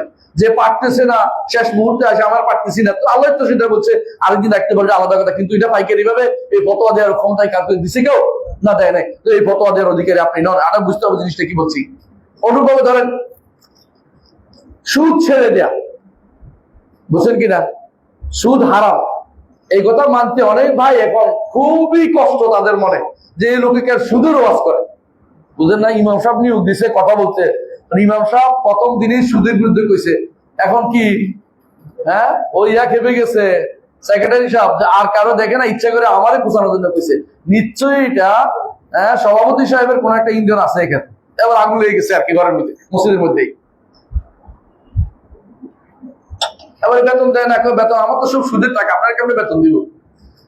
এই হচ্ছে মানুষের বিভিন্ন রকমের চরিত্র বুঝে গেছে আর কি। তো এই আসল ঘটনা হচ্ছে আল্লাহদের সুদটা হারাম করছে, এটা অনেকেই মেনে নিতে খুব কষ্ট হয়। আচ্ছা, হারাম খাওয়া, সুদটা খাওয়া কত বড় হারাম আপনি জানেন তো? সুদ খাওয়াটা যে কোনো এই মানুষের এই কর চুরি করার চেয়ে বেশি গুনাহ, বুঝলেন কিনা? বড় থেকে কিছু চুরি করার চেয়ে বেশি গুনাহ সুদ খাওয়াটা। এটা তো আপনি ভালো করে বুঝেন। কেন? এটা তো মানুষের অনেকে চুরি করে কি জন্য? খাওয়া নাই, এই জন্য খাইতেছে। কিন্তু সুদ খাওয়া কি জন্য? সুদ খায় কি জন্য? টাকা বাড়ানোর জন্য। তার মধ্যে কি আছে? সম্পদ বাড়ানোর জন্য। টাকা না থাকলে সুদ দেয় কেমনে? সে টাকাটা দিয়ে আরো সুদ খাইতেছে। তো সুদ যারা খাচ্ছে তারা ভয়ানক অপরাধী, কিন্তু আপনার অন্তর চাচ্ছে না ছাড়তে। এটা বোঝা গেল আপনি এখনো চরিত্র আল্লাহর নির্দেশের সাথে উত্তম চরিত্র দেখাতে পারেন নাই। আমি কমাই ফেলবো, সময় কমে আসছে। 3 নম্বর, আল্লাহ তাআলা আপনার মধ্যে অনেক বিপদ আপদ দিবে। আপনার দায়িত্ব কি? সমস্ত বিপদ আপদে আল্লাহ তাআলা সবর এখতিয়ার করা, আল্লাহ তাআলা তার যে সিদ্ধান্ত এর উপরে সন্তুষ্টি প্রকাশ করা, সবর এখতিয়ার করা এবং সন্তুষ্টি প্রকাশ করা, এটা লাগবে আপনার। মানুষ এটা ছাড়া চলতেই পারে। মানুষ একসময় কিন্তু সবর করে, বুঝলেন কিনা? সবর করে একসময়, যখন কেউ আঘাত পায় তখন কেউ সবর করে, তখন কান্নাকাটি বেশি চিল্লাচিল্লি করে। একদিন 2 দিন পরে কি হয়? আস্তে ঠান্ডা হয়ে যায়। কিন্তু আসসাবরু ইনদা সাদমাতুল উলা, সবর করতে হবে প্রথম চোটে বলতে হবে কাদ্দারাল্লাহু মা শাআ ফাআল, আল্লাহ তাকদীরে এটা লিখেছেন, আল্লাহ যা করেছেন তা করেছেন, আমি আর বাইরে কিছু বলবো না, বাড়াই বলবো না। রাসূলুল্লাহ সাল্লাল্লাহু আলাইহি ওয়াসাল্লাম তার সন্তানকে কোলে নিয়ে এটাই বলেছেন, দুনিয়া থেকে চলে যাচ্ছে, ইব্রাহিম তুমি চলে যাচ্ছ, তুমি চলে যাওয়ার কারণে অন্তরে আমার কষ্ট আছে, কিন্তু আমার রব যেটা খুশি এর বাইরে আমি কিছু বলবো না। মুখ থেকে তিনি কোনো শেকওয়া অভিযোগ কিছুই নাই। তিনি হচ্ছেন মুহাম্মদুর রাসূলুল্লাহ সাল্লাল্লাহু আলাইহি ওয়াসাল্লাম, দেখিয়ে দিয়েছেন উত্তম চরিত্র কিভাবে দেখাতে হবে। অসুস্থ হলে তাহলে কি করতে হবে? আপনাকে আল্লাহ তাআলার সন্তুষ্টি, আল্লাহ তাআলার সিদ্ধান্তের উপর আপনার সন্তুষ্টি প্রকাশ করতে হবে। এটা আল্লাহর সিদ্ধান্ত, আল্লাহ এটা সিদ্ধান্তের মধ্যে হবে। অভাব অভিযোগে সেরকম আপনাকে, কিন্তু আপনার অভাবী, তাই বলে আপনি কেন আল্লাহ আমার দেখলো আর কাউকে দেখলো না যেতে কথা বলবেন না। বলে আপনি কি করবেন? এই অভাবের মধ্যে নিশ্চয়ই কোনো ভালো দিক আছে যেটা আল্লাহ তাআলা আমার জন্য আল্লাহ তাআলা মঞ্জুর করেছেন। কারণ কোরআনে কারিমে আল্লাহ তাআলা বলেছেন, কাল্লা ইন্নাল ইনসানা লা ইয়াতগা আর রাআহু ইসতাগনা, মানুষ যখন অর্থশালী হয় তখন কি হয়ে যায়? সীমা লঙ্ঘনকারী হয়ে যায়। আল্লাহ তাআলা জানে কাকে সম্পদ দিলে সীমা লঙ্ঘন করবে। আপনারা সেই ঘটনা জানেন, রাসূলুল্লাহ সাল্লাল্লাহু আলাইহি ওয়াসাল্লাম সময়ে এক লোকে কি করেছে? রাসূলের কাছে আসে বলেন, ইয়া রাসূলুল্লাহ দোয়া করেন আমারে আল্লাহ যেন সম্পদ দেয়, তাহলে আমি কি করবো? আল্লাহর রাস্তায় দান করবো। রাসূল বললেন যে এমনও তো হইতে পারে তুমি এরপরে আল্লাহর দ্বীনের থেকে দূরে সরে যাবে। বলে আল্লাহ দোয়া করেন, দেখবেন কি হয়। রাসূল দোয়া করছে, তার অনেক সম্পদ হয়েছে। দেখা গেল সে কি করছে? প্রথমে জামাতে সালাত আর হিসাব জমাতে আসতে পারে না, তারপরে জুমাতেও আসতে পারে না, তারপরে দূরে চলে গেছে। যখন যাকাতের জন্য পাঠাইছে, এখন বলে যে এত হিসাব করে দিতে পারবো না, এত দিতে পারবো না। মানে এখন সেই হিসাবে চিন্তা করে যাচ্ছে, কত হিসাব করবে, সম্পদ তো বেড়ে গেছে। বুঝে যাচ্ছে? তাহলে বোঝা গেল মানুষ জানে না তার কোনটাতে উত্তম, আল্লাহ তাআলা জানেন। এই জন্য প্রত্যেক অবস্থায় একজন ইমানদারের খুশি থাকা উচিত। এর মধ্যে কোনো কল্যাণ অবশ্যই আছে। আমার রব আমার কোনো কল্যাণ চেয়েছেন, এটা চাইবে। যদি কোনো কিসের কাজ হয়, বিপদ আপদ হয়। আর গুনার কাজ এটা বলবে, গুনার কাজে কি বলবে? আমি অন্যায় করেছি, আমাকে আল্লাহর কাছে তওবা ইস্তেগফার করতে হবে, আস্তাগফিরুল্লাহ বলবে, আল্লাহ আমি ক্ষমা করে দিন বলবে, আদম যেভাবে ক্ষমা চাইছে, বুঝছেন তো? কিন্তু গুনাহ না হলে, বিপদ আপদ হলে কি করতে হবে? এর মধ্যে কোনো কল্যাণ আল্লাহ তাআলা রেখেছেন। এবং তাকাতে হবে কার দিকে? আমার চেয়ে নিচে যারা আছে ওদের দিকে। রাসূলুল্লাহ সাল্লাল্লাহু আলাইহি ওয়াসাল্লাম বলেছেন, উনজুরু ইলা মান হুয়া দুনাকুম ওয়ালা লা মান ইলা মান হুয়া ফাওকাকুম ফাইন্নাহু আজদারু আল্লাহ তাজদারু বিনিআমাতি রাব্বিকুম। তোমাদের নিচের দিকে তাকাও, উপরের দিকে তাকাইবে না, তাহলে তোমরা আল্লাহর নিয়ামতকে যথাযথ আল্লাহর নিয়ামতের শুকরিয়া আদায় করতে সমর্থ হবে। বুঝছেন তো? এটা ভালো করে দেখবেন। আপনি সুস্থ আছেন, চাকরি পাচ্ছেন না, কিন্তু সুস্থতা তো একটা নিয়ামত। আরেকজনের অসুস্থ, চাকরি পাইছে, কি লাভ হয়েছে? এ বউ করতে পারবে না, আসলে বুঝেন না? একজনের বিশাল অর্থ সম্পদ, কোনো কিন্তু খাওয়ার মতো লোক নাই, কি হয়েছে? আর আপনি সুস্থ আছেন, হ্যাঁ, আপনি যে একটা ভ্যানও চালান, আপনি ভালো আছেন কেন? সুস্থ আছি আলহামদুলিল্লাহ। আল্লাহর নেয়ামত যে কোন জায়গায় আপনি বুঝতে পারবেন না। রাসূলুল্লাহ সাল্লাল্লাহু আলাইহি ওয়াসাল্লাম বলেছেন, নেয়ামাতানে মাগবুন ফিমা কাসীরুম মিন নাস আস-সিহহাতু ওয়াল ফারাগ। যেটা আমি ব্যাখ্যা করলাম না, লম্বা টাইম লাগবে। তাহলে আমরা বুঝতে পারছি যে 3 নম্বর যে কাজটা, এটা কি? আল্লাহ ফয়সালার উপরে সন্তুষ্টি দেখাতে হবে যে কোনো সময়। আল্লাহর ফয়সালাতে আমি সন্তুষ্ট, সবর এবং সন্তুষ্টি দুইটাই লাগবে। এখন আল্লাহর সাথে যেভাবে হুসনুল খুলুক এটা বলেছি, বান্দার সাথে, মানুষের সাথে হুসনুল খুলুকের 3টা নীতি বলবো। 3টা নীতি। 1 নম্বর হচ্ছে কাফুল আযা, মানুষকে কষ্ট না দেয়া। মানুষকে কষ্ট না দেয়া। কিভাবে কষ্ট দেয়? সম্পদ ব্যাপারে, অথবা মানুষের শরীরে কারো সম্পদ দখল না করা। বুঝছেন কিনা? আরেকজন মানুষেরকে মনে কষ্ট না দেয়া। মনে কষ্ট কেমনে দেয়? কালকে না তুই আমার থেকে 10 টাকা নিছিলি, কষ্ট দেওয়া হইলো, তাই না?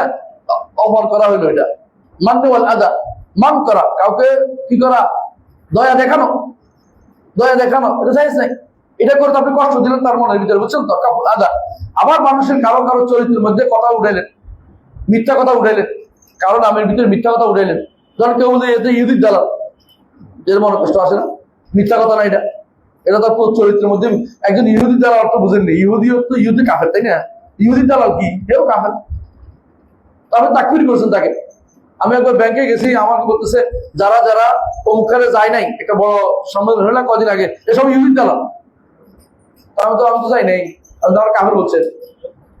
এবার চুপ করে গেছে ম্যানেজার সাহেব, কথা বলে না। বলেন আপনি কাফের বলছেন না এখন?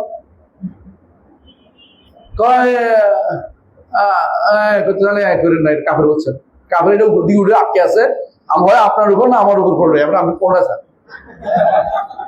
এটা এখন লটকে আছে, এটা হয় আপনার উপর না আমার উপর পড়বে। কথা বুঝছেন তো?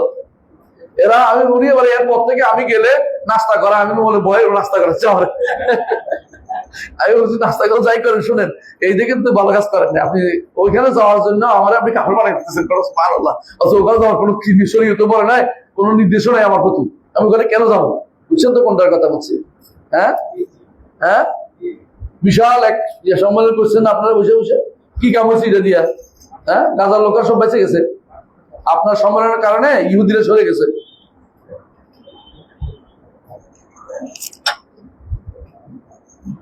রাসূলুল্লাহ সাল্লাল্লাহু আলাইহি ওয়াসাল্লাম এই যে কাফুল আযার ব্যাপারে একটা হাদিস বলি। রাসূলুল্লাহ সাল্লাল্লাহু আলাইহি ওয়াসাল্লাম বলেছেন, ইন্না দিমাআকুম ওয়া আমওয়ালাকুম ওয়া আরাদাকুম, তোমাদের রক্ত, তোমাদের সম্পদ, তোমাদের চরিত্র, মানে তোমাদের কি বলে, তোমাদের ব্যক্তিগত পরিবারের আক্রমণ, যেটা হ্যাঁ আলাইকুম হারাম, এটা হারাম। একে অপর এটা কখনো কেউ কি করবে না, লঙ্ঘন করবে না, কারো রক্ত খরণ করবে না। কেউ তো আমাদের বলে যে এরে তো ইয়াতে পাঠাই দেওয়া উচিত, মঙ্গল গ্রহে পাঠাই দেওয়া উচিত, কেন? মেরে ফেলবে এক দৃশ্য, এটা বুঝছেন তো? তো আবার একজনে লিখছে মাশাআল্লাহ, আউযুবিল্লাহ, মাফ করুন, সে তো বড় নেককার নাম, তার নামের মধ্যেই আছে। সে লিখছে যে আমার নাকি মানুষের মারবে জুতা দিয়ে, বুঝছেন? এই সমস্ত কথা মানুষ বলে। এগুলি আমরা বলি, কারণ বলছি, কারণ আমাকে বলা যাবে না, তুমি মিথ্যা কথা বলতে, আজে বাজে কথা বলতেছে। এগুলি হচ্ছে কারো উপরে আক্রমণ করা, মর্যাদার উপরে আত্মমর্যাদা নষ্ট করা, এটা শরীরে বৈধতা নেই। আপনি যদি বলেন, নাম বাদে বলবেন। কেউ মানুষ বলেছে, এবার যেমন আমরা বলেছি, কোনো ম্যানেজার বলেছে, ম্যানেজার খুঁজতে হবে, সারাদিন ম্যানেজার খুঁজে পাবেন না, আপনি কোনো কত ম্যানেজার আছে। তো এরকম বলতেছি কেন?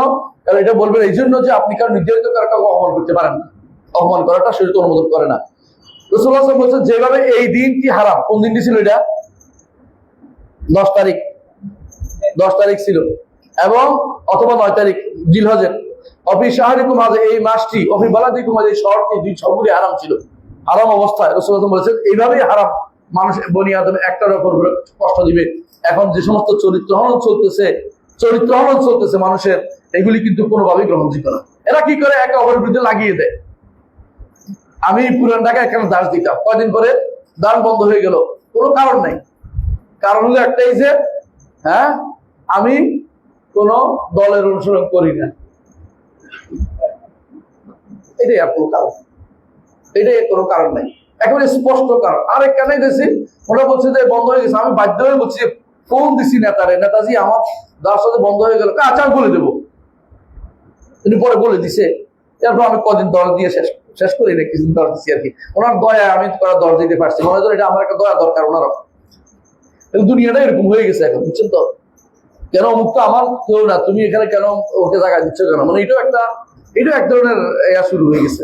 এগুলি আসলে এগুলি পুরোটাই চরিত্র হরণের কাজ, চরিত্র হরণের কাজ, বুঝছেন কিনা কথাটা? আপনি পছন্দ করেন না, তাকে ছেড়ে দেন, ইগনোর করে যান, কিন্তু আপনি যেটা জানেন না এটা বলতে যাবেন না। কারণ আমি এইটুকু কথা বলাটাই হচ্ছে তার আত্মসম্মানে আপনি আক্রমণ করে বসান।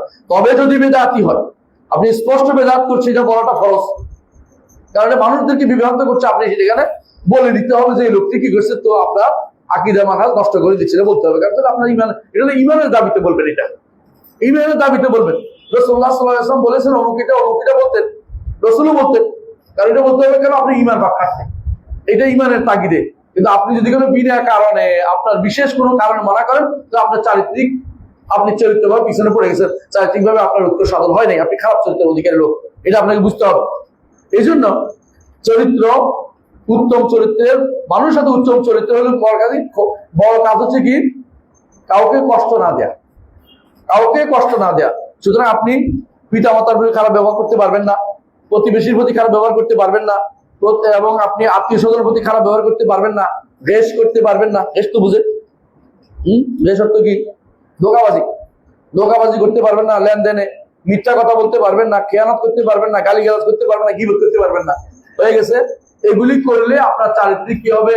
চারিত্রিক চরিত্র নষ্ট হয়ে গেছে, বুঝা গেল। দুই নম্বর কাজ হচ্ছে বাজরুল নাদা, আপনি অনবরত দান করতে থাকবেন। বাজরুল নাদা হচ্ছে খরচ করুন। খরচ করার অনেকগুলো জিনিস আছে। কখনো কখনো ব্যক্তি যাইয়া যদি কোনো তার উপকার করতে পারেন, আমি যাইয়া যদি বলি এই লোকটার সাথে ওই লোকের মন খারাপ, আমি দুইজনের সাথে মিলাই দিলাম, নিজের ইয়া দিয়া কষ্ট করে দুইজনকে মিলাই দিলাম, এটাও একটা বাজরুল নাদা। নিজেকে আমি ব্যয় করেছি, কি জন্য? একটা ভালো কাজের জন্য। মুহাম্মদ রাসূলুল্লাহ সাল্লাল্লাহু আলাইহি ওয়াসাল্লাম একবার শুনলেন যে আনসার মুহাজিরের মধ্যে, আনসারদের দুই গোত্রের মধ্যে ঝগড়া হচ্ছে। তিনি বললেন যে চলো আমরা যাই মিটমাট করে দিয়ে আসি। এটাও সহিহ হাদিস। বুঝা গেল রাসূলুল্লাহ সাল্লাল্লাহু আলাইহি ওয়াসাল্লাম এই কাজটি করতেন, নিজের মর্যাদা দিয়ে কোনো একটা ভালো কাজ উসুল করে দেয়া, নিজের মর্যাদা দিয়ে কারো উপকার করে দেয়া। কখনো কখনো এই জন্য মানুষ আমার দাওয়াত দেয়, বিয়েতে যাবে না, যাই কেন? এটা ভালো কাজের জন্য, আমি যদি বিয়েটা হয়ে যায় তো এটা ভালো কাজ হলো। আজকে এমনিতে বিয়ের ব্যাপারে বড় গন্ডগোল লেগে থাকে, এজন্য মাঝে মধ্যে আমি যাই, কেন বাধ্য হয়ে গেলে সুবিধা হলো কি, বিয়েটা হয়তো হয়ে যাবে, এরপরে কি হবে এটা পরের কথা, আগে বিয়ে হোক। অনেকে বলে বিয়ে হলে যদি ভেঙে যায়, এটা পরে দেখা যাবে, আগে বিয়ে হোক, বিয়ে হলে সুযোগ দেন, এটা বন্ধ করে লাগে আমরা আপনাকে পরের দায়িত্ব আমি নিব না, আমি তো ভালো নিয়ত করে কাজটা করতেছি, পরে কি হবে এটা পরের কথা। আল্লাহ তাআলা এর আগেও বহু লোক এরকম বিয়ে হয়েছে, তালাক হয়েছে, তাই বলে কি বিয়ে হয় না নাকি? বিয়ে হইতে হবে। এটা চিন্তা করে লাভ নাই যে বিয়ে হয়ে তালাক হয়ে যাওয়া দোষ দিবে না, দোষ হলেও কিছু করার নাই, আমি তো ন্যাক নিয়ে গেছি, ন্যাক নিয়ে থাকি, বুঝলেন না? ব্যক্তি তার যা মর্যাদা ব্যয় করে যদি আপনি কাউকে উপকার করতে পারেন, তা কারোর প্রতি মর্যাদা ব্যয় করার কোনো সমস্যা নাই। মর্যাদার সম্পদ ব্যয় করতে পারেন, এলমও ব্যয় করতে পারেন। সবচেয়ে উত্তম ব্যয়ের জায়গা হচ্ছে এলম, বুঝছেন তো? কারণ মর্যাদা ব্যয় করছেন একবারে শেষ, তাই না? তারপর সম্পদ ব্যয় করছেন, খাইয়ে শেষ করে ফেলছে। এলম ব্যয় করছেন, চলতেই থাকবে, এটা বন্ধ হবে না। আপনি যাকে দিচ্ছেন সে একজনকে দিবে। এই জন্য উত্তম ব্যয় হচ্ছে এটাই, উত্তম চরিত্রের প্রকাশ হচ্ছে এলেম দেওয়ার জন্য ব্যস্ত থাকা, যে আমি যেটা জানি এটা জানাবো, হ্যাঁ যেটা জানি না এটা বলবো না, যেটা জানি এটা বলবো। এটা হচ্ছে এলেম দেয়া সর্বোচ্চ উত্তম চরিত্রের বহিঃপ্রকাশের মধ্যে আপনি পাবেন। এই জন্য আরেকটা জিনিস করবেন এটার মধ্যে, এটা হচ্ছে জালেম থেকে ছাড় দিবেন। আম্মান যালামাকা, যে তোমাকে জুলুম করেছে তাকে ছাড় দিবেন, আপনার দয়ার কারণে তাকে ছাড় দেন। মুহাম্মদ রাসূলুল্লাহ সাল্লাল্লাহু আলাইহি ওয়াসাল্লাম যেটা করতেন, যত মানুষ তার উপরে উল্টাপাল্টা করে সবাইকে তিনি ক্ষমা করে দিয়েছেন। এমনকি তিনি দুনিয়া থেকে যাওয়ার আগে দোয়া করছেন, আল্লাহ যত মানুষকে আমি কোনো আঘাত করেছি, যত মানুষকে কোনো বদদোয়া করেছি, সেগুলি তার জন্য তোমার নেকির কারণ হয়ে যায়, উল্টা করে ফেলছেন। সুবহানাল্লাহ। এই জন্য শিয়ারা বলে রাসূলুল্লাহ সাল্লাল্লাহু আলাইহি ওয়াসাল্লাম তো বলছে লা আশবা আল্লাহু বাতনাক, কাকে বলছে? মুআবিয়া রাদিয়াল্লাহু আনহুকে, যে আল্লাহ তোমার পেট ভর্তি না করো। এই দেখছো, এই তো গালি দিছে, মানে এটা খারাপ করেছে, বদদোয়া করছে। আমরা বলি যে রাসূলুল্লাহ সাল্লাল্লাহু আলাইহি ওয়াসাল্লাম সমস্ত বদদোয়া কি হয়ে গেছে? দোয়া হয়ে গেছে। ইমানদার রাসূল বলছে, ইমানদাররা যে আমি কোনো কিছু বলে থাকি গালি দিয়ে থাকি, ব্যথা দিয়ে থাকি, সব তার জন্য যেন কাপড় হয়, এটা তো ভালো হয়ে গেছে তার জন্য। সুতরাং এটা আপনি খারাপ ভাবে উল্লেখ করতে আর পারেন না, শেষ, মানে এটার কাজ শেষ। রাসূলুল্লাহ সাল্লাল্লাহু আলাইহি ওয়াসাল্লাম তিনি যেটা বলেছেন লা আসবাল্লাহ বাত্তার পেট যেন না পুরে, এটা আসলে খারাপ অর্থ বল না, কারণ তিনি কি ছিলেন? রাসূলের শালা ছিলেন। আর শালা আর বাইসাবের মধ্যে এগুলি হয়, কোষাকুষি হয়। এই কোষাকুষি হয়েছে, আপনি এটা আরেক দিকে টেনশন দেখিয়ে দিয়েছেন না, হ্যাঁ? সমাজের মানুষ বলে না তোর এইটা হয়েছে, তোর এটা হোক, এটা বলতেই থাকবে। রাসূল বলছেন না দোয়া হয়ে গেছে পরবর্তী তার জন্য। এবং রাসূলুল্লাহ সাল্লাল্লাহু আলাইহি ওয়াসাল্লাম তাকে ডেকেও আনতেন, ওহী লেখার জন্য ডেকে আনতেন, তিনি ওহীও লিখতেন। তাহলে ওনার কাছে খারাপ ভাবে বলার কোনো কিছু নাই। তাহলে আপনি দেখতে পাচ্ছেন যে মানুষের দানের মাসালা দুই রকম। একটা হচ্ছে আপনার যা আছে তা দিবেন, কিভাবে? হয় আত্মমর্যাদা দিয়ে ভালো কাজ করে দিবেন, না সম্পদ দিয়ে ভালো কাজ করে দিবেন, না ইলম দিয়ে ভালো কাজ করে দিবেন, না হলে কেউ আপনার প্রতি খারাপ ব্যবহার করেছে আপনি তাকে মাফ করে দিবেন, যে কোনো হোক। অর্থাৎ হয় দান করবেন, নয় ছাড় দিবেন। এই দুইটাই হচ্ছে দান, দুইটাই হচ্ছে দান, দুইটাই দান, দুটোই আপনার তার জন্য দান। এটা হচ্ছে উত্তম চরিত্রের বহিঃপ্রকাশ। এই জন্য বন্ধু বান্ধবদের সাথে উত্তম চরিত্র দেখাতে হবে, তাদের জন্য সময় দিবেন, তাদের কোনো ভালো কাজে সময় দিবেন। আবার আত্মীয় স্বজনের জন্য ভালো কাজে সময় দিবেন, তাদের মেয়ের বিয়ে, তাদের ওইটার জন্য যাবেন। এটা কিন্তু উত্তম চরিত্রের একটা কাজ। আমরা তো এখন ভুলেই গেছি। আত্মীয় স্বজন, আপনার সন্তানরা দেখবেন যে আত্মীয় স্বজন খুঁজে পায় না, তারা বড় আত্মীয় স্বজন পেয়ে গেছে মোবাইল, মোবাইল পেলে আর দুনিয়া শেষ, কোনোদিনই আসাইতে চায় না কোনো গ্রামে। এটা সবচেয়ে খারাপ লক্ষণ, এটা সবচেয়ে খারাপ লক্ষণ এটা। বরং আত্মীয় স্বজনকে কাছে রাখা, এটা বড় বুদ্ধি করে রাখতে হবে। এখন অনুষ্ঠান একজনের তার দাদা মরে যাওয়ার পরে বাবাকে বলতেছে, আমার দাদা এতগুলা ভুলতো, মসজিদের রাস্তা শুধু ভুলে দিত, এই জন্য আমার গ্রাম থেকে আসছে, পুরো 2 বছর ধরে আমার মসজিদে নিয়ে গেছি। তো বাবা বলতেছে, আসলে তো দাদা রাস্তা ভুলতো এটা না, তোরে নামাজ পড়ানোর জন্য তিনি তোমার বাড়ি থেকে নিয়ে আসছে, তুই নামাজ পড়তি না বুঝছে, এদের নিয়ে আসছে। আমি তো রাস্তা চিনি না, তুই আমার রাস্তা চিনি মসজিদে নিয়ে যাইস। এটা করে উনি বুদ্ধি করছেন, তোরে নামাজ পড়ানোর জন্য বুদ্ধি করছিল। আজকে তো দাদা নাতির সম্পর্ক শেষ হয়ে গেছে, অনেকে যাইতেই চায় না দাদাদের কাছে, অনেকে বুড়ের কাছে যাবো কেন, ওই যে বন্ধুদের কাছে, মোবাইলের কাছে তাদের আনন্দ বেশি। অথচ দাদা নাতির সম্পর্ক সবচেয়ে সুন্দর সম্পর্ক, এবং এই সম্পর্কটা হচ্ছে একেবারে মধুর সম্পর্ক, যেটা অনেকে বলতে পারেন যে এটার মধ্যে কোনো ইয়া নাই, খাত নাই, নিখাত নিখাত নিখাত। উদাহরণ দিচ্ছি না, সময় নষ্ট হবে। 3 নম্বর যে কাজটা করতে হবে, তালাকাতুল ওয়াজহ, এটা কি? হাসি মুখ থাকা, হাসি মুখ থাকা। মুহাম্মদ রাসূলুল্লাহ সাল্লাল্লাহু আলাইহি ওয়াসাল্লাম এর সাহাবী আব্দুল্লাহ ইবনে হারিস বলতেছেন, আমি রাসূলুল্লাহ সাল্লাল্লাহু আলাইহি ওয়াসাল্লামকে যখনই দেখেছি তখনই তিনি আমার মুখে এক হাসি দিয়েছেন। এর অর্থ কি? হাসি মুখ ছিল রাসূলুল্লাহ সাল্লাল্লাহু আলাইহি ওয়াসাল্লাম একটা কি, তার একটা সীমা চরিত্র, উত্তম চরিত্র। এবং তিনি দোয়া বা করতে ছোট বাচ্চাদের নিয়ে তিনি কি বলতেছেন, ইয়া উমাইর মা ফাআলা নুগাইর, উমাইর নুগাইর কি করলো, নুগাইর তো তার একটা পাখি ছিল, পাখিটা মরে গেছে। তো রাসূলুল্লাহ তাকে দেখলে হতো, উমাইর নুগাইরটা কি করলো, নুগাইরটা মরে গেল, এটা বলার জন্য।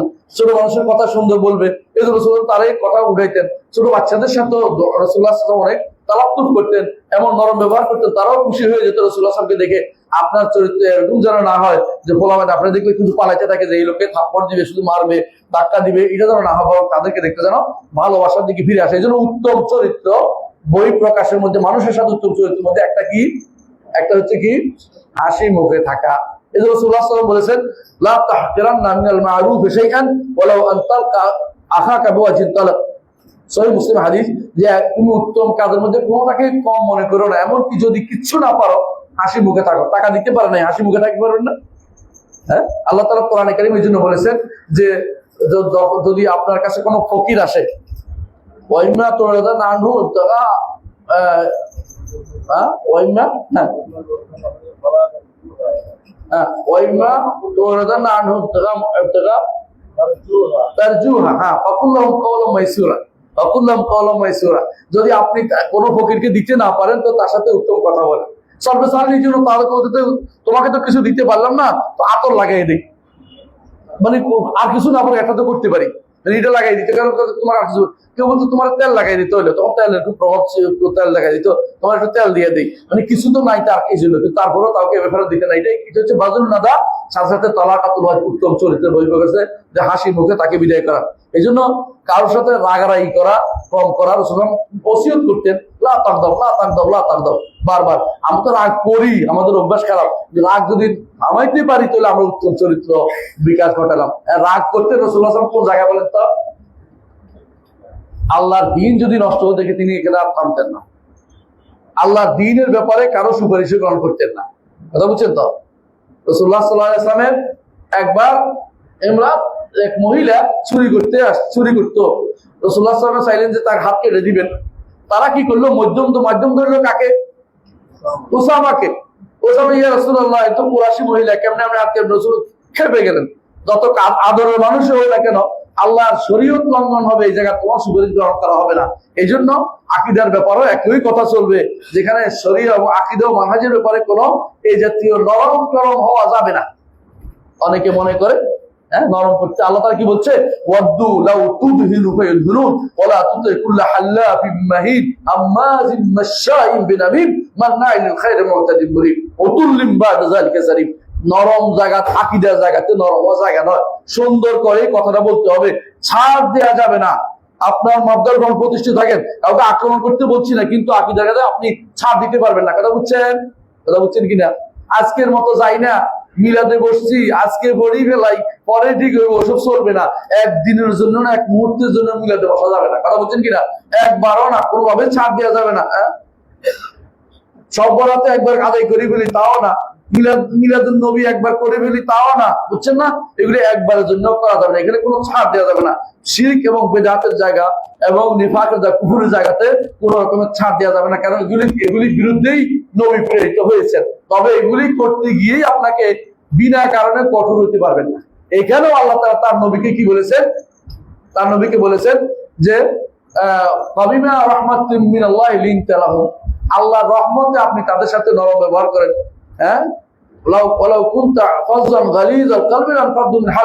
যদি আপনি এমন হতেন যে আপনার হৃদয় কঠোর, তাহলে তারা আপনার কাছ থেকে দূরে সরে যেত।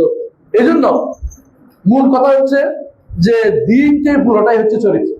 ভালো করে দেখেন, আমি অনেকগুলো চরিত্রের কাজগুলি কিছুই বলি না, এগুলি অনেক লম্বা আলোচনার বিষয়, অনেক সময় শেষ। শুধু আমি একটুকু বললাম যে দিন পুরোটাই চরিত্র। ইবনে কাইয়িম রাহমাতুল্লাহ আলাইহি বলেন, দিন হচ্ছে চরিত্রের নাম। ফামান যাদা আলাইকা ফিল খালক খুলুকে যাদা আলাইকা ফিদ দ্বীন, যে তোমার থেকে চরিত্রে ভালো, সে দ্বীনে তোমার থেকে ভালো। সুবহানাল্লাহ। আমরা যখন মদিনায় ছিলাম, মাঝে মধ্যে আফ্রিকার এক বন্ধু ছিল, আমাদের নাম ছিল বাবা ইব্রাহিম।